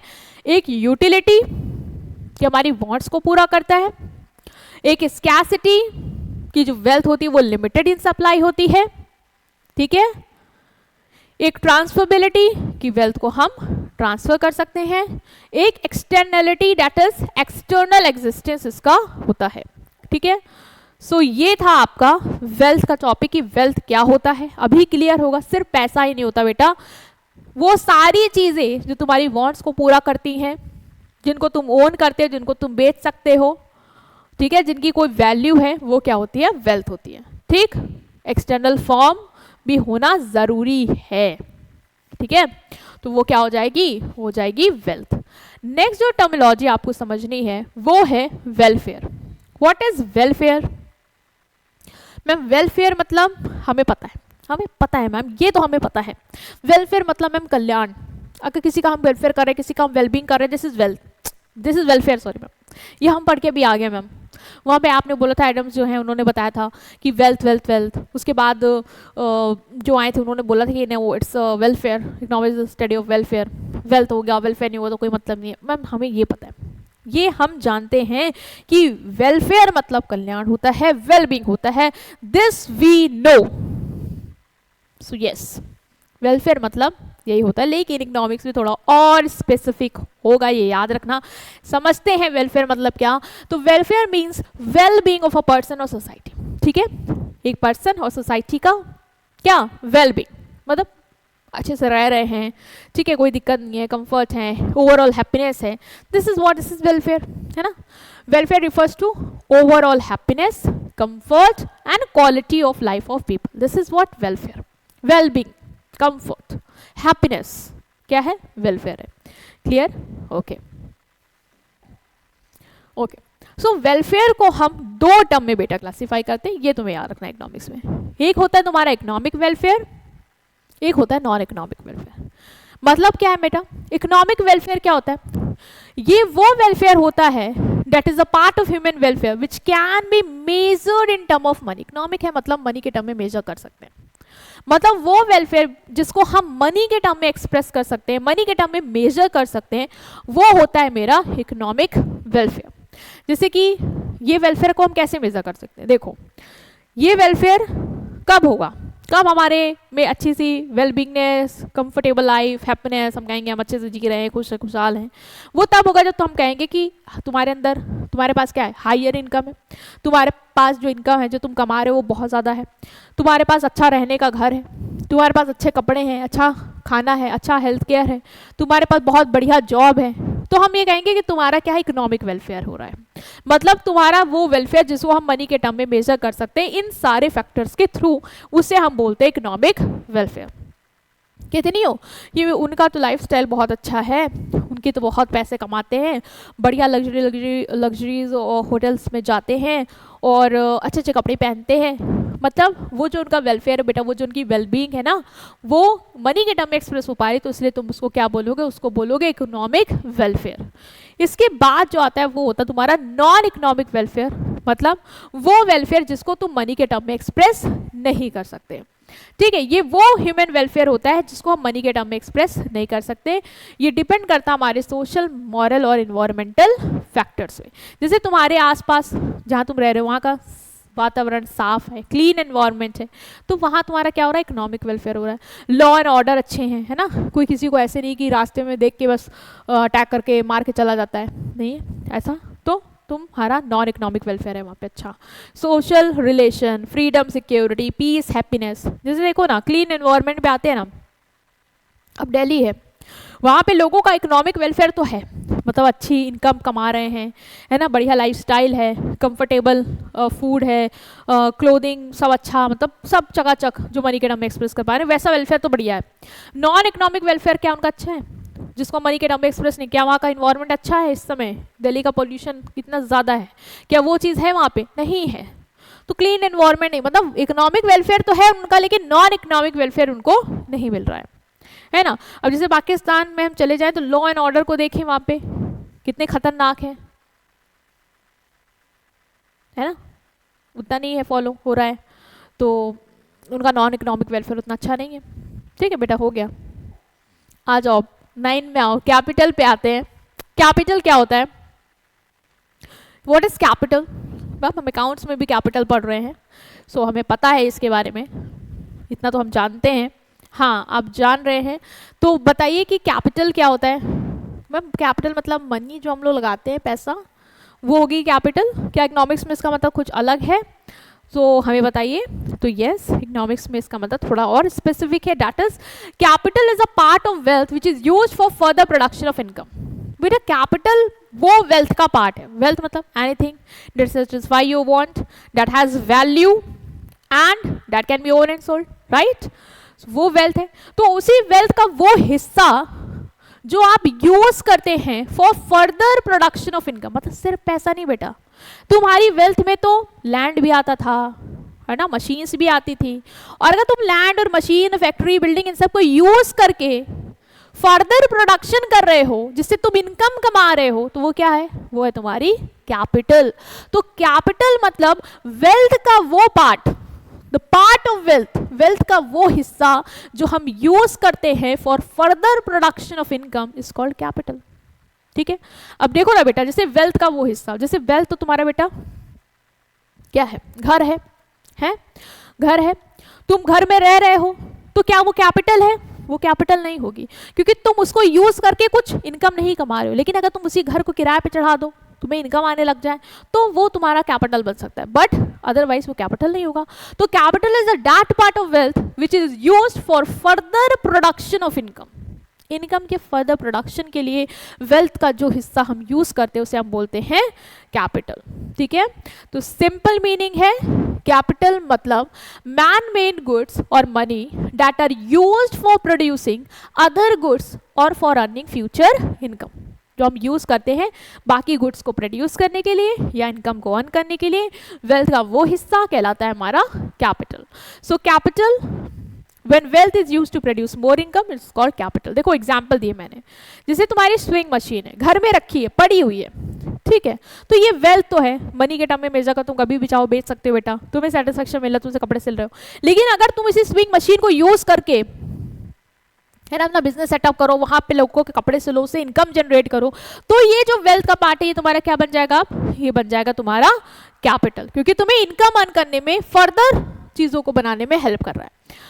Money use to buy raw material for shop is called capital. Money घर में पड़ा है, वेल्थ है, लेकिन यही मनी तुम शॉप में फर्दर चीजों को खरीदने के लिए यूज करे, जिसको तुम बेच के पैसा कमा पाओ, ये फर्दर प्रोडक्शन कर पाओ, तो वो तुम्हारा मनी क्या बन जाएगा? अब कैपिटल बन जाएगा। ठीक है, ट्रैक्टर, ट्रैक्टर रखा हुआ है, वेल्थ है, लेकिन ट्रैक्टर को तुम फार्मिंग में यूज करके इनकम जनरेट कर रहे हो, तो ये तुम्हारा अब क्या बन जाएगा? ये बन जाएगा तुम्हारा कैपिटल। मतलब कैपिटल हमारी वेल्थ का वो पार्ट होता है जो हमें फर्दर प्रोडक्शन या इनकम जनरेट करने में हेल्प करता है। Clear? So this is capital. Okay, next terminology जो हमारी आती है वो है मनी। ठीक है, अब हम समझेंगे कि मनी क्या होता है, व्हाट इज पैसा। तो ये तो सबको पता है, एवरीवन नोज दिस कि what is money. So money is anything, कुछ भी, हम कुछ भी, हाँ, money is anything which is generally accepted as a medium of exchange. मतलब एक्सचेंज, मीडियम एक्सचेंज में जिस चीज को हम एक्सेप्ट करते हैं वो मनी है। वरना सोचो ना, तुम्हारे पास जो ये नोट है, पैसे हैं, है ना, अगर वो तुम्हारी कंट्री में एक्सेप्ट ही ना किए जाएं गुड्स को तुम्हें देने के लिए, मतलब ट्रांजैक्शन में, तो क्या वो मनी है, वो जाएगा, वो नोट वो मनी कहलाएगा? नहीं कहलाएगा बेटा, वो कागज का एक टुकड़ा रह जाएगा बस। जैसे कितनी नोट होती हैं, बाहर कर दी जाती है ना, करेंसी के फ्लो से बाहर कर दी जाती है, तो वो कागज के टुकड़ा बन के रह जाती है। उनको आग में ताप के आप ठंडी दूर कर लो अपनी, कर सकते हो, हाँ कर सकते हैं, क्योंकि वो कागज का टुकड़ा रहेगी, क्योंकि अब वो एक्सचेंज के लिए यूज ही नहीं हो रही है कंट्री में। तो मनी वो चीजें होती हैं जो जनरली एक्सेप्ट की जाती हैं as a medium of exchange. ठीक है, that means money is something which people accept willingly to buy and sell goods and services। हमें कुछ खरीदना है, हमें कुछ बेचना है, उसके लिए as a medium of exchange जिस चीज को हम एक्सेप्ट कर लेते हैं जनरली, उसको हम बोलते हैं मनी, है ना। जैसे मुझे लैपटॉप खरीदना है, तो मैं पैसे दूंगी क्योंकि मुझे पता है कि ये मीडियम ऑफ एक्सचेंज के लिए मैं एक्सेप्ट कर रही हूँ, ये नोट की वैल्यू है। वो भी उस पैसे को ले रहे हैं, ठीक है, मुझे वो लैपटॉप सेल आउट करने के, बिकॉज वो as a medium of exchange हम दोनों ने एक्सेप्ट कर लिया है ना। तो this is money. When you buy a notebook for ₹50, हम ₹50 देते हैं, जो कि हम एज अ बायर और सेलर दोनों एक्सेप्ट करते हैं as a medium of exchange. तो ये क्या है? ये है हमारा money. Okay, so money is clear। anything which is generally accepted as a medium of exchange is money। money में आता क्या है? what consists of money? what anything consists of? तो money में बेटा आता है आपका करेंसी और डिमांड डिपॉजिट। करेंसी मतलब क्या? करेंसी मतलब जो नोट्स हैं, कॉइन्स हैं, जो तुम्हारा सेंट्रल बैंक इश्यू करता है, जिसका लीगल टेंडर है, मतलब कोई रिफ्यूज नहीं कर सकता कि अरे ये 50 रुपए की नोट हम ये नहीं लेते। क्यों नहीं लेते? कंट्री में लीगल टेंडर है, इसका यूज करना ही करना है, सरकार ने इसको इज अ मीडियम, पूरी कंट्री में चला रखा है, you can refuse that, right. So currency means notes और कॉइन्स, जैसे 50 रुपी नोट, 50 रुपी नोट, 1000 है ना, 2000 की तो हटा ही दी गई है, 500, ये सब जो भी नोट्स हैं, ये कॉइन्स वगैरह, ये सब क्या है, हमारे करेंसी। डिमांड डिपॉजिट क्या होता है? Demand deposit of money kept in bank account that can be withdrawn any time. वो पैसा जो मेरे बैंक अकाउंट में रखा हुआ है, जो मैं कभी भी विड्रॉ कर सकता हूँ on my demand, is called demand deposit. तो ये भी क्या है, ये भी आपका मनी है। जैसे मनी जो सेविंग अकाउंट में रखा है, मनी जो करंट अकाउंट में रखा है। अब तुम गए एटीएम कार्ड से शॉपिंग मॉल में पेमेंट कर रहे हो, है ना, एटीएम कार्ड से पैसा निकाल के पेमेंट कर रहे हो, यूपीआई हो गया तुम्हारा, डेबिट कार्ड, क्रेडिट कार्ड, वही एटीएम कार्ड होते हैं, तो इनको यूज करके तुम पेमेंट कर रहे हो, यूपीआई कर रहे हो, मतलब इनके थ्रू तुम पेमेंट कर रहे हो, कोई रिफ्यूज नहीं कर रहा। क्यों? क्योंकि ये मनी है ना, ये मनी है, मतलब इसको हम एक्सचेंज के लिए क्या करते हैं, यूज करते हैं, we have generally accepted it, right. So demand deposit मतलब वो मनी जो तुम्हारे बैंक अकाउंट में तुमने कभी भी यूपीआई किया, वो पैसा यूज हो सकता है। ऐसा नहीं है कि वो कोई रिफ्यूज कर देगा लेने से, लोग ऑनलाइन पेमेंट लेते हैं। This is example of demand deposit. Clear? Okay, so हमने अभी तक अपनी 10 टर्मिनोलॉजी क्लियर कर लिया एंड वेरी गुड। जिन बच्चों ने अभी तक पूरे रिदम के साथ देखा है, फ्लो नहीं टूटने दिया है, उन्होंने वो 10 मोस्ट इंपॉर्टेंट टर्मिनोलॉजी समझ ली है, जो उनके आने वाले, अब कॉमर्स से जुड़ गए ना, आने वाले पूरे through out the economic journey उनको हेल्प करने वाली है। सो वेरी गुड स्टूडेंट्स, अब हम यहाँ से अपनी जर्नी को फिर से स्टार्ट करते हैं। कुछ और इंपॉर्टेंट टर्मिनोलॉजी है जिसको डिस्कस करते हैं, एंड एक बार ये सब तुम्हारे माइंड में सेट हो जाएगी ना, तो चैप्टर आगे आने वाले तुम्हारे लिए इजी होने वाले। So very good, and let's start with 11, that is income. ठीक है, अब हम समझते हैं कि इनकम क्या होती है। बताओ इनकम क्या होती है? मैम, जो पैसे हम कमाते हैं वो इनकम होती है, जो हम अर्न करते हैं वो इनकम होती है। ओके, सो इनकम इकोनॉमिक्स में क्या होती है बेटा?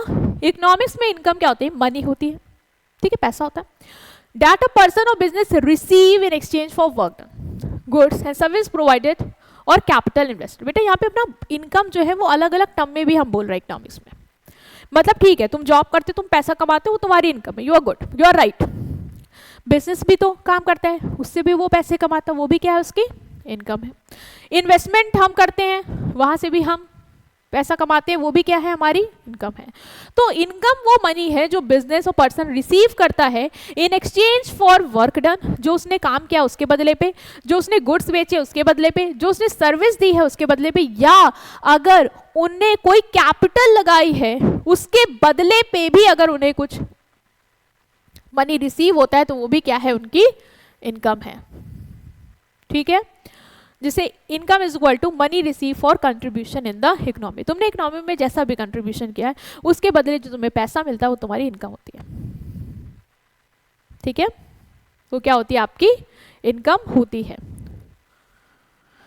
और स्पेसिफिक तरीके से समझेंगे, जिसे कि आप वर्क करते हो, तो आप इकोनॉमी में क्या करते हो, वर्क करते हो, वर्क करके आपको वेजेस और सैलरी मिलती है, बेटा ये क्या है, तुम्हारी इनकम है।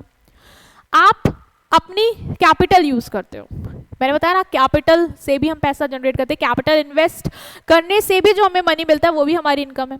तो कैपिटल क्या थी? कैपिटल वेल्थ का वो पार्ट था जिसको हम फर्दर इनकम जनरेट करने या प्रोडक्शन में हेल्प करते हैं, जैसे कि हमारा घर हो गया, हमारी बिल्डिंग हो गई।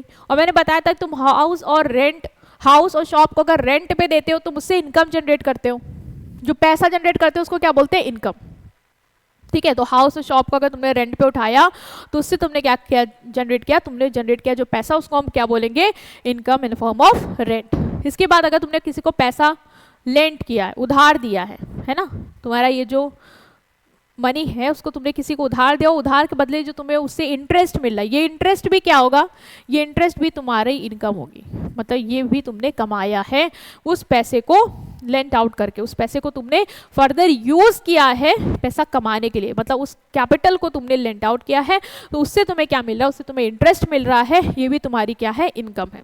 बिजनेस करते हो, गुड एंड सर्विसेज बेचते हो, इससे तुम्हें प्रॉफिट मिलता है, ये जो profit in the form of money है ये भी क्या है, तुम्हारी इनकम है। तो इनकम को हम अलग अलग कह सकते हैं, टाइप्स में क्लासिफाई कर सकते हैं, कि काम करके जो इनकम हुई उसको हम नाम देते हैं वेजेस एंड सैलरी। शॉप और हाउस को रेंट में देके जो इनकम हुई इसको हम कहते हैं रेंट। मनी को जो उधार में देके इनकम अर्न होती है उसको हम बोलते हैं इंटरेस्ट। बिजनेस में जो प्रॉफिट कमा के मनी अर्न होता है उसको हम बोलते हैं, प्रॉफिट को बोलते हैं इनकम। मतलब इनकम के अलग अलग नाम हम दे सकते हैं। ये वो पैसा होता है जो आप अर्न करते हैं, ठीक है, गुड एंड सर्विसेज को बेच के या कैपिटल को इन्वेस्ट करके। ओके, सो क्लियर हो गया कि क्या है आपका इनकम, ठीक है। नेक्स्ट हम आ रहे हैं आपके सेकेंड टर्मिनोलॉजी पे, that is production. What is production? Production क्या होता है? Production means to produce, to create something, right?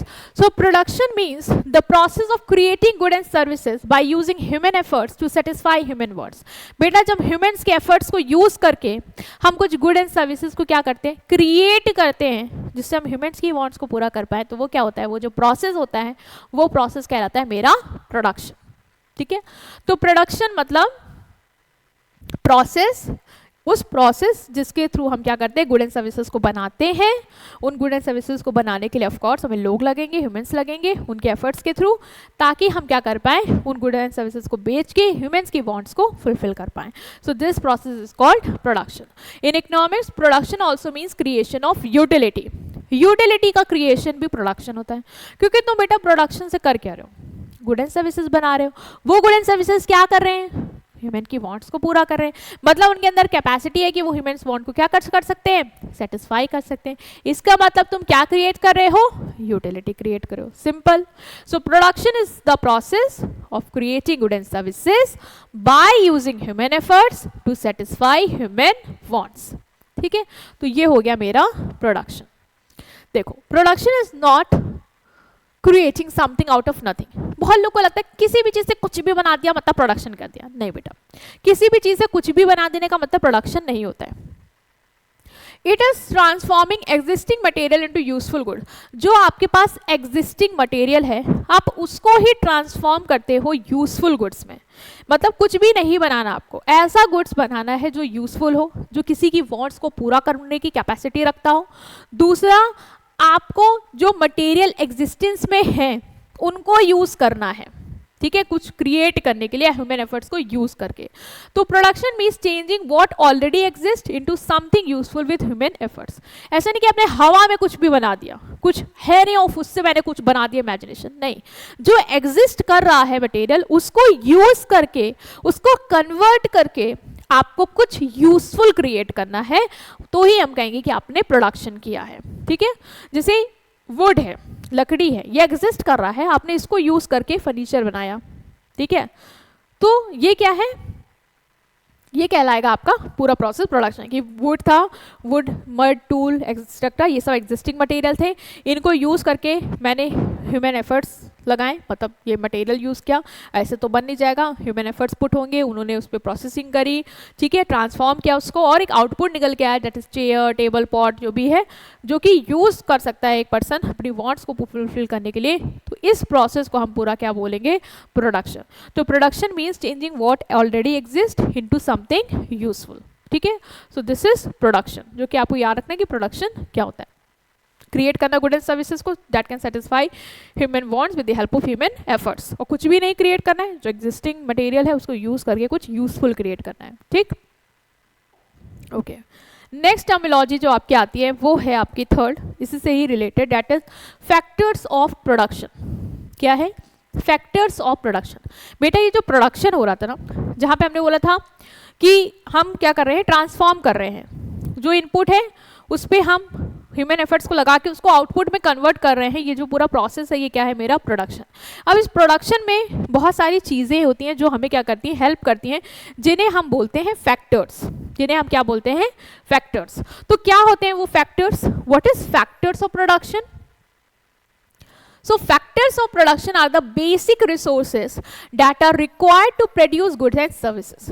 मतलब मुझे जो भी गुड एंड सर्विसेज बनाने हैं उसके लिए मुझे कुछ बेसिक रिसोर्सेज की ज़रूरत होगी ताकि मैं उन्हें क्रिएट कर पाऊँ। तो उन बेसिक रिसोर्सेज जिनकी मुझे ज़रूरत पड़ती है गुड एंड सर्विसेज को बनाने के लिए, उन्हें हम बोलते हैं factors.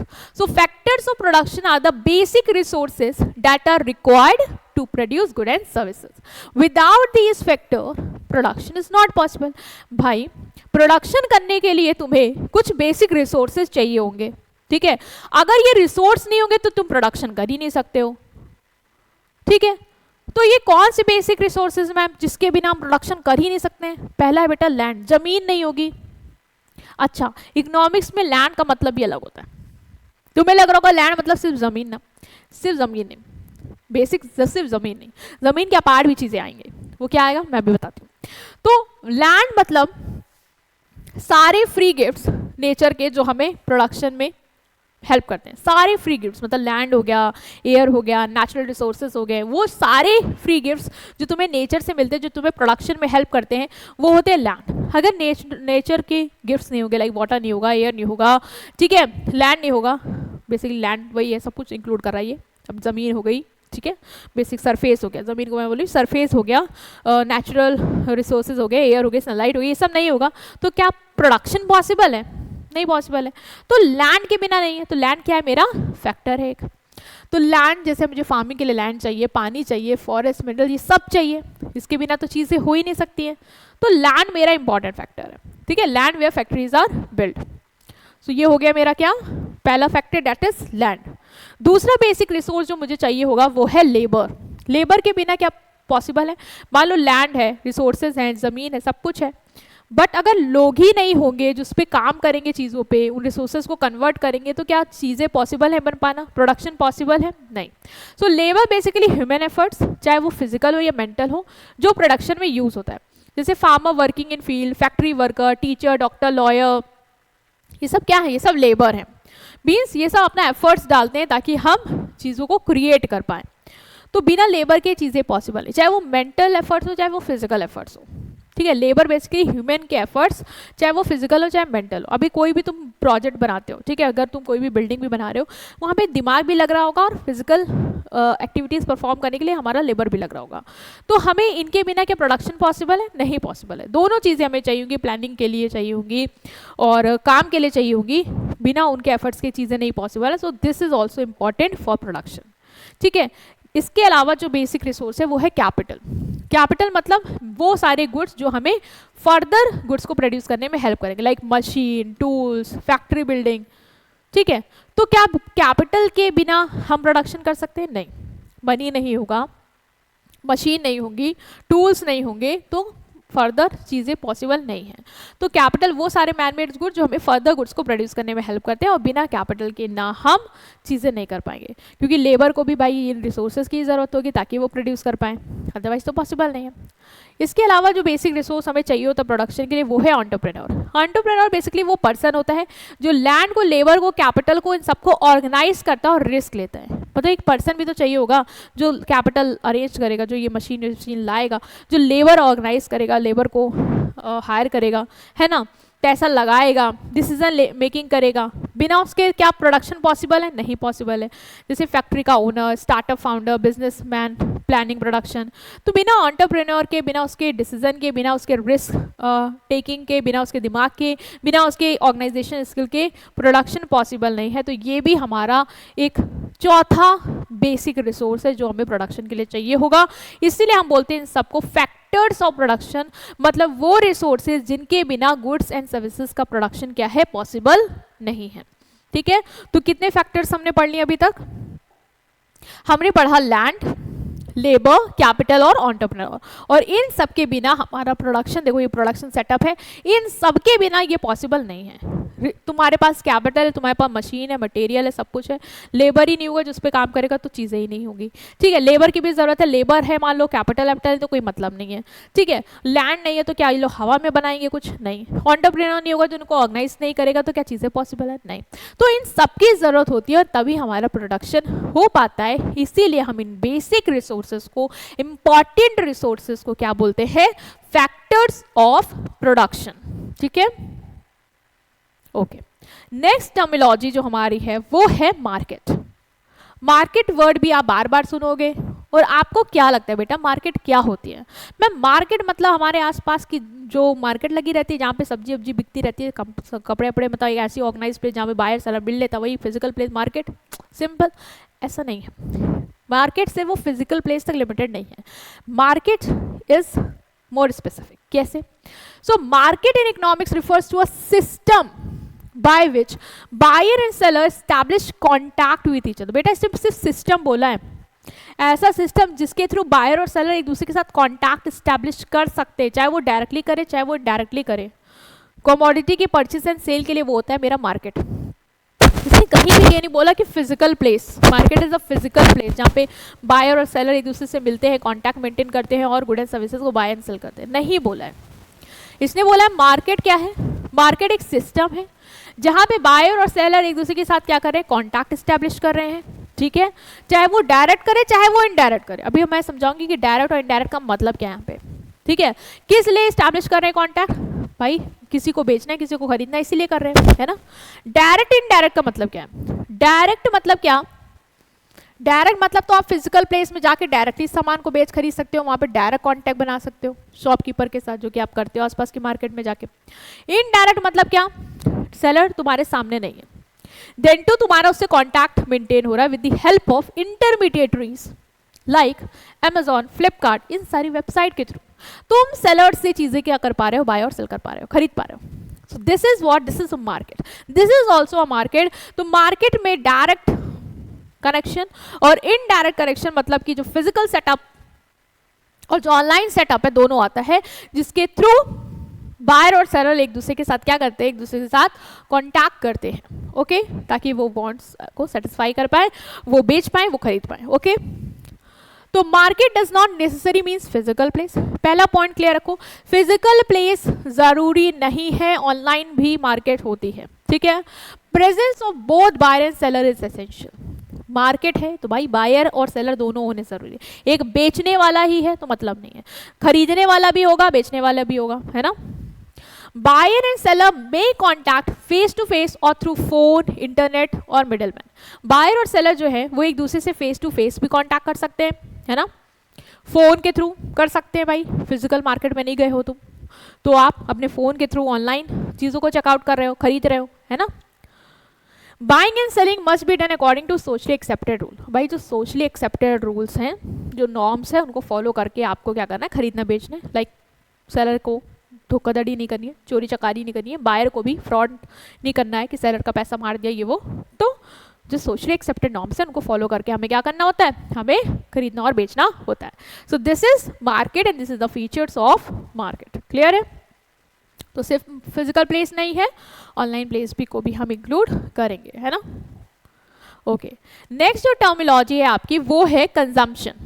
What is consumption, consumption मतलब क्या होता है मैम, कंजम्पशन मतलब तो कंज्यूम करना, चीज़ों को कंज्यूम करना ताकि वांट्स को सेटिस्फाई कर पाए, यस।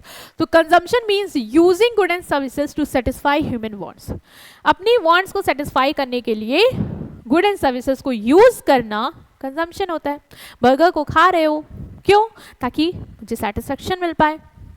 तो when a good and services use it's utility is destroyed और रिड्यूस। अच्छा ये बताओ, जब गुड एंड सर्विसेज को तुम यूज करते हो, मतलब तुम कंज्यूम करते हो जब गुड एंड सर्विसेज को, तो क्या उसकी जो यूटिलिटी है, यूटिलिटी मतलब उसकी जो, बताओ क्या है यूटिलिटी, अभी बताइए आप, सोचिए।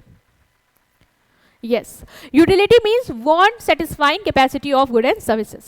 तो क्या उसकी जो यूटिलिटी होती है वो डिस्ट्रॉय और रिड्यूस होती है या नहीं होती है, ऑफ कोर्स होती है ना। जैसे तुमने बर्गर खाया, बर्गर को जब तुमने पहली बार खाया तुम्हें बहुत सेटिस्फेक्शन मिला, है ना, तुम्हारी उसकी मतलब बहुत यूटिलिटी थी उसके अंदर कि तुम्हारी वांट को, तुम्हारी इच्छा को सेटिस्फाई कर सकता था। अब तुम्हारा मन भर गया, मान लो तुम्हारा एक में मन भर गया, अब मैं तुमको दूसरा दूं, क्या अब उस दूसरे बर्गर की यूटिलिटी रहेगी, नहीं रहेगी।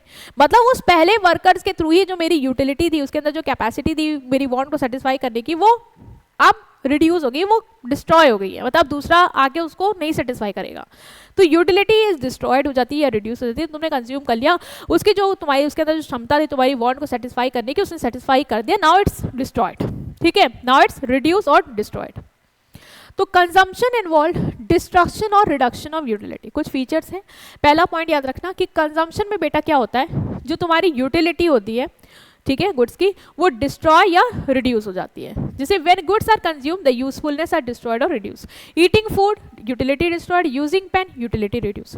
तुम पेन को यूज करते रहते हो, पहले उसमें बहुत रिफिल थी, मतलब मैक्सिमम कैपेसिटी थी उसके अंदर कि तुम्हारी वांट्स को पूरा कर पाएगा, धीरे धीरे पेन की कम होती गई, अब उसकी यूटिलिटी मतलब जो कैपेसिटी है तुम्हारी वांट को सेटिस्फाई करने की वो क्या हो रही है, धीरे धीरे गिरती जा रही है, तो या तो कम होती है या तो डिस्ट्रॉय हो जाती है।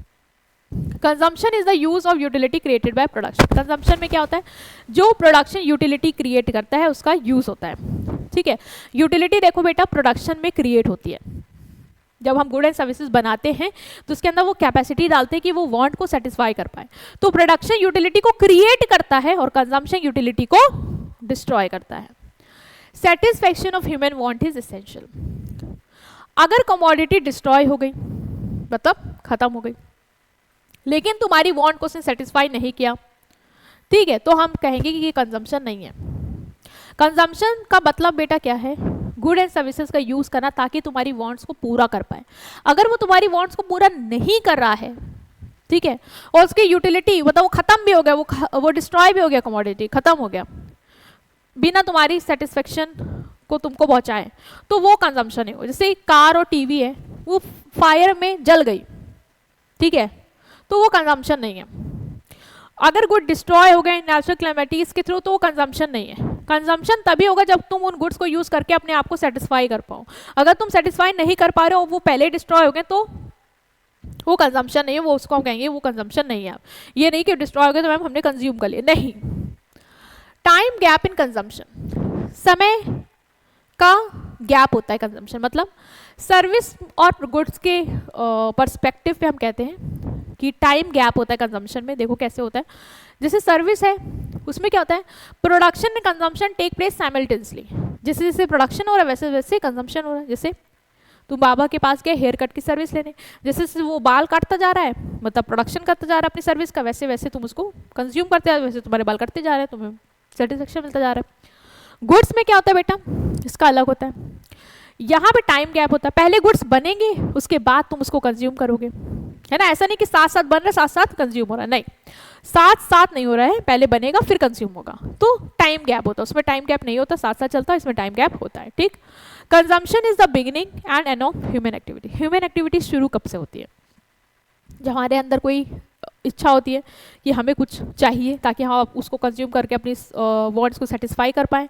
तो शुरुआत होती है कंजम्पशन से और ख़त्म भी होती है कंजम्पशन। एक बार तुम्हें वो चीज़ मिल गई, तुमने कंज्यूम कर लिया, तुम्हारी वांट्स सेटिस्फाई हो गई। तो ह्यूमन एक्टिविटी स्टार्ट होती है वांट्स से। इन वांट्स को पूरा करने के लिए लोग एफर्ट्स करते हैं, पैसा कमाते हैं, और जब वो पैसा कमाते हैं उसको गुड एंड सर्विसेज में खर्च करते हैं ताकि वो खरीद पाएँ, जिसको वो यूज़ करके अपनी वांट्स को सेटिस्फाई कर पाएँ। तो कंजम्पशन से ही शुरुआत और कंजम्पशन से ही एंड, ठीक है, ओके। नेक्स्ट टर्मिनोलॉजी जो आपकी आती है वो है सेविंग्स। सेविंग्स क्या होता है, हम अपने घर में सेविंग्स करते हैं मतलब पैसा बचाते हैं। मतलब मैम जैसे हमारे घर में होता है, जो लोग हम लोग कमाते हैं उससे कम हम खर्चा करते हैं, तो जो पैसा बचता है उसको हम बचाते हैं, उससे हम कहते हैं सेविंग। हाँ, तो saving is the part of income which is not spend on a current consumption. मतलब तुमने इनकम कमाई, जैसे एक मंथ में तुमने मान लो 20,000 कमाए, अब तुमने 20,000 इस महीने में जो तुम्हारा चल रहा है इसमें तुमने ज़्यादा पैसे नहीं खर्च करे, 20,000 में तुमने 16,000 ही स्पेंड करे, ठीक है, और 4,000 तुमने बचा लिए। तो ये 4,000 तुमने बचाई, ये क्या हुई, तुम्हारी सेविंग हुई। तो इनकम का वो पार्ट जो तुमने स्पेंड नहीं किया है करंट कंजम्पशन पे, जिसको तुमने बचाया है, वो होती है तुम्हारी saving. In another words, when a person spend less than his income, the remaining amount is saving। भाई तुमने जितना कमाया उससे कम तुमने खर्च किया, तो जो तुमने बचाया वो तुम्हारी क्या होगी, सेविंग होगी। तो फॉर्मूला है यहाँ पे कि saving is equal to income minus consumption. Income मतलब जितना कमाया उसको हमने जितना कंज्यूम किया उसमें से माइनस कर देंगे तो हमारी सेविंग आ जाएगी। मान लो तुम्हारी इनकम 10,000 की है, तुमने सिर्फ 7,000 खर्च किए, तो 10 में 7 गया, कितना बचा, 3। तो जो 3,000 है वो तुम्हारी क्या हुई, सेविंग हो गई। मतलब तुमने स्पेंड कम किया अपनी इनकम के कंपैरेटिव, कंजम्पशन में तुमने कम लगाया और इनकम तुमने ज़्यादा कमाई, ठीक है। तो इनकम के बदले तुमने जितना कंजम्पशन में लगाया उससे जो तुम्हारा रिमेनिंग अमाउंट है वो होगा तुम्हारा सेविंग। तो saving is a portion of income not spend on current consumption. तुमने उसको फ्यूचर के नीड्स के लिए साइड रख दिया है, तुमने करंट कंजम्पशन में इनकम जितनी कमाई उससे कम पैसा खर्च किया है और जो पैसा बचा उसको तुमने सेव किया है। सेविंग क्यों ज़रूरी है बेटा, अ बफर फॉर इमरजेंसी। मान लो कोई इमरजेंसी आ गई है ना, पैसा कहाँ से आएगा अचानक से, तो हम लोग इसीलिए सेविंग्स करते हैं कि हमारे पास सेविंग्स में पैसा रहेगा, तो अगर कोई सर्टेन कोई अनसर्टेनिटी होती है, एक ऐसी सिचुएशन आती है जिसमें हमें एकदम से पैसा चाहिए होगा, तो हम अपनी सेविंग को यूज़ कर पाएंगे। तो इमरजेंसी के लिए एज अ बफर एक्ट करता है। फंड फॉर बिग परचेजेस, पैसा रहेगा हमारे पास, सेविंग्स रहेगी, तो हमें कोई जैसे बड़ा परचेज करना है, कोई कार खरीदनी, तो हमने सेविंग्स को यूज़ करके वहाँ पे वो चीज़ कर सकते हैं, ठीक है, वहाँ पे उसको फंड कर सकते हैं। ग्रेटर फाइनेंशियल सिक्योरिटी, जब हमारे पास भाई सेविंग्स रहती है तो हमें फाइनेंशियल सिक्योरिटी तो रहती है, पीस ऑफ माइंड रहता है कि चलो हमारे पास इतना सेविंग्स है, कल को कुछ अनसर्टेनिटी होती है तो हम टूटेंगे नहीं, हम मतलब अपने आप को बचा लेंगे। तो इसलिए सेविंग्स करना बहुत ज़रूरी है और आप लोग को भी सेविंग्स करनी चाहिए क्योंकि it's a good habit, right. Okay, so last terminology जो बेटा हम डिस्कस करेंगे वो है हमारी इकोनॉमी। और इकोनॉमी हम इससे पहले भी डिस्कस करके आए हैं, मैंने बहुत ही डिटेल में आपको इकोनॉमी से इंट्रोड्यूस करा था और आज भी मैं आपको उसको बताऊंगी कि क्या होती है इकोनॉमी। तो बेसिकली देखो, इकोनॉमी क्या एक सिस्टम है in which people produce goods and services, earn income and satisfy their wants. मैंने आपको बताया था इकोनॉमी क्या होता है बेटा, एक सिस्टम होता है। सिस्टम मतलब इंटरकनेक्टेड चीज़ें हैं सिस्टम के अंदर। सिस्टम कब बनता है, जब चीज़ें एक दूसरे से क्या हो, इंटरकनेक्टेड हो। मतलब हमने समझा था वहाँ पे कि लोग क्या करते हैं, इकोनॉमिक एक्टिविटीज़ करते हैं, क्यों करते हैं, ताकि वो पैसा कमा पाए और अपनी वांट्स को पूरा कर पाए। अब ये इकोनॉमिक एक्टिविटीज़ हवा में नहीं होती है, जैसे कोई पार्लर का काम कर रहा है, कोई फैक्ट्री में काम कर रहा है, कोई शॉप में काम कर रहा है, कोई डॉक्टर में है, तो ये सब हवा में नहीं काम कर रहे, किसी ऑर्गेनाइजेशन से जुड़े होंगे, ठीक है। और जैसे कोई फैक्ट्री में काम कर रहा है, कोई शॉप में, कोई हॉस्पिटल में, ये सब आपस में भी लिंक्ड है। कैसे लिंक्ड है, देखो ना, फैक्ट्री में अगर कोई काम होना है तो उसको रॉ मटेरियल चाहिए, रॉ मटेरियल उसको कोई दूसरी ऑर्गेनाइजेशन देगी। अब वो रॉ मटेरियल से कपड़े बनाएगा, अब कपड़े कोई खरीदेगा नहीं तो क्या फैक्ट्री का मतलब है, नहीं। कपड़े खरीदने के लिए शॉप होंगी, शॉप उससे खरीदेगी, अब शॉप खरीद के फर्दर बेचेगी, फर्दर बेचने के लिए कस्टमर होने चाहिए जो खरीदेंगे। अब कस्टमर पैसा कहाँ से लाएंगे, कस्टमर पैसा लाएंगे इन्हीं फैक्ट्री, इन्हीं शॉप में काम करके। तो ये सारा सिस्टम क्या है, लिंक्ड है। तो ये जो पूरा सिस्टम है जहाँ पे गुड्स प्रोड्यूस हो रहे हैं, सर्विसेज प्रोड्यूस हो रही हैं, लोग पैसा कमा रहे हैं और उन पैसे को खर्च करके अपनी वांट्स को सेटिस्फाई कर रहे हैं, इस पूरे सिस्टम को हम क्या बोलते हैं, इस पूरे सिस्टम को हम बोलते हैं इकोनॉमी, ठीक है। इकोनॉमी में सारी यूनिट्स आएंगे like farm, factory, shop, office, bank, ये सब, और ये सब आपस में लिंक्ड है बेटा, एक बिना दूसरे के एग्जिस्ट कर ही नहीं सकता, है ना। सो ये क्या है, ये पूरा सिस्टम क्या कहलाता है, मेरा इकोनॉमी। जैसे हमारी पूरी कंट्री को ही हम पूरा इकोनॉमी बोलेंगे। हमारी कंट्री में भी क्या हो रहा है, यही तो हो रहा है, अलग अलग सेक्टर में लोग पैसे कमा रहे हैं, इनकम जनरेट कर रहे हैं, गुड्स एंड सर्विसेज प्रोड्यूस कर रहे हैं, ये पूरा सिस्टम एक दूसरे पे डिपेंड है, ये पूरे सिस्टम को हम बोलते हैं इकोनॉमी, ठीक है। तो हमने ना जितने भी आपकी टर्मिनोलॉजी थी जो आने वाले चैप्टर्स में आप देखोगे उसको डिस्कस की है, एक बार सबको गो थ्रू करना, ठीक है। वीडियो को प्लीज़ लाइक करो, चैनल को सब्सक्राइब करो, अपने फ्रेंड्स के साथ प्लीज़ इस चैनल को शेयर करो, ठीक है। और इस कॉन्टैक्ट नंबर पे तुम कांटेक्ट कर सकते हो कोई भी तुम्हारा कंसर्न रहता है। सो स्टूडेंट्स प्लीज़ आप लोग चैनल को सपोर्ट करेंगे और अपने फ्रेंड्स के साथ जितना ज़्यादा शेयर कर सकते हो शेयर करो, राइट। वीडियो को लाइक करो और हम आपको नेक्स्ट पार्ट में मिलते हैं, बहुत ही इंटरेस्टिंग वे में नेक्स्ट चैप्टर को डिस्कस करेंगे। See you in next part, till then take care, thank you.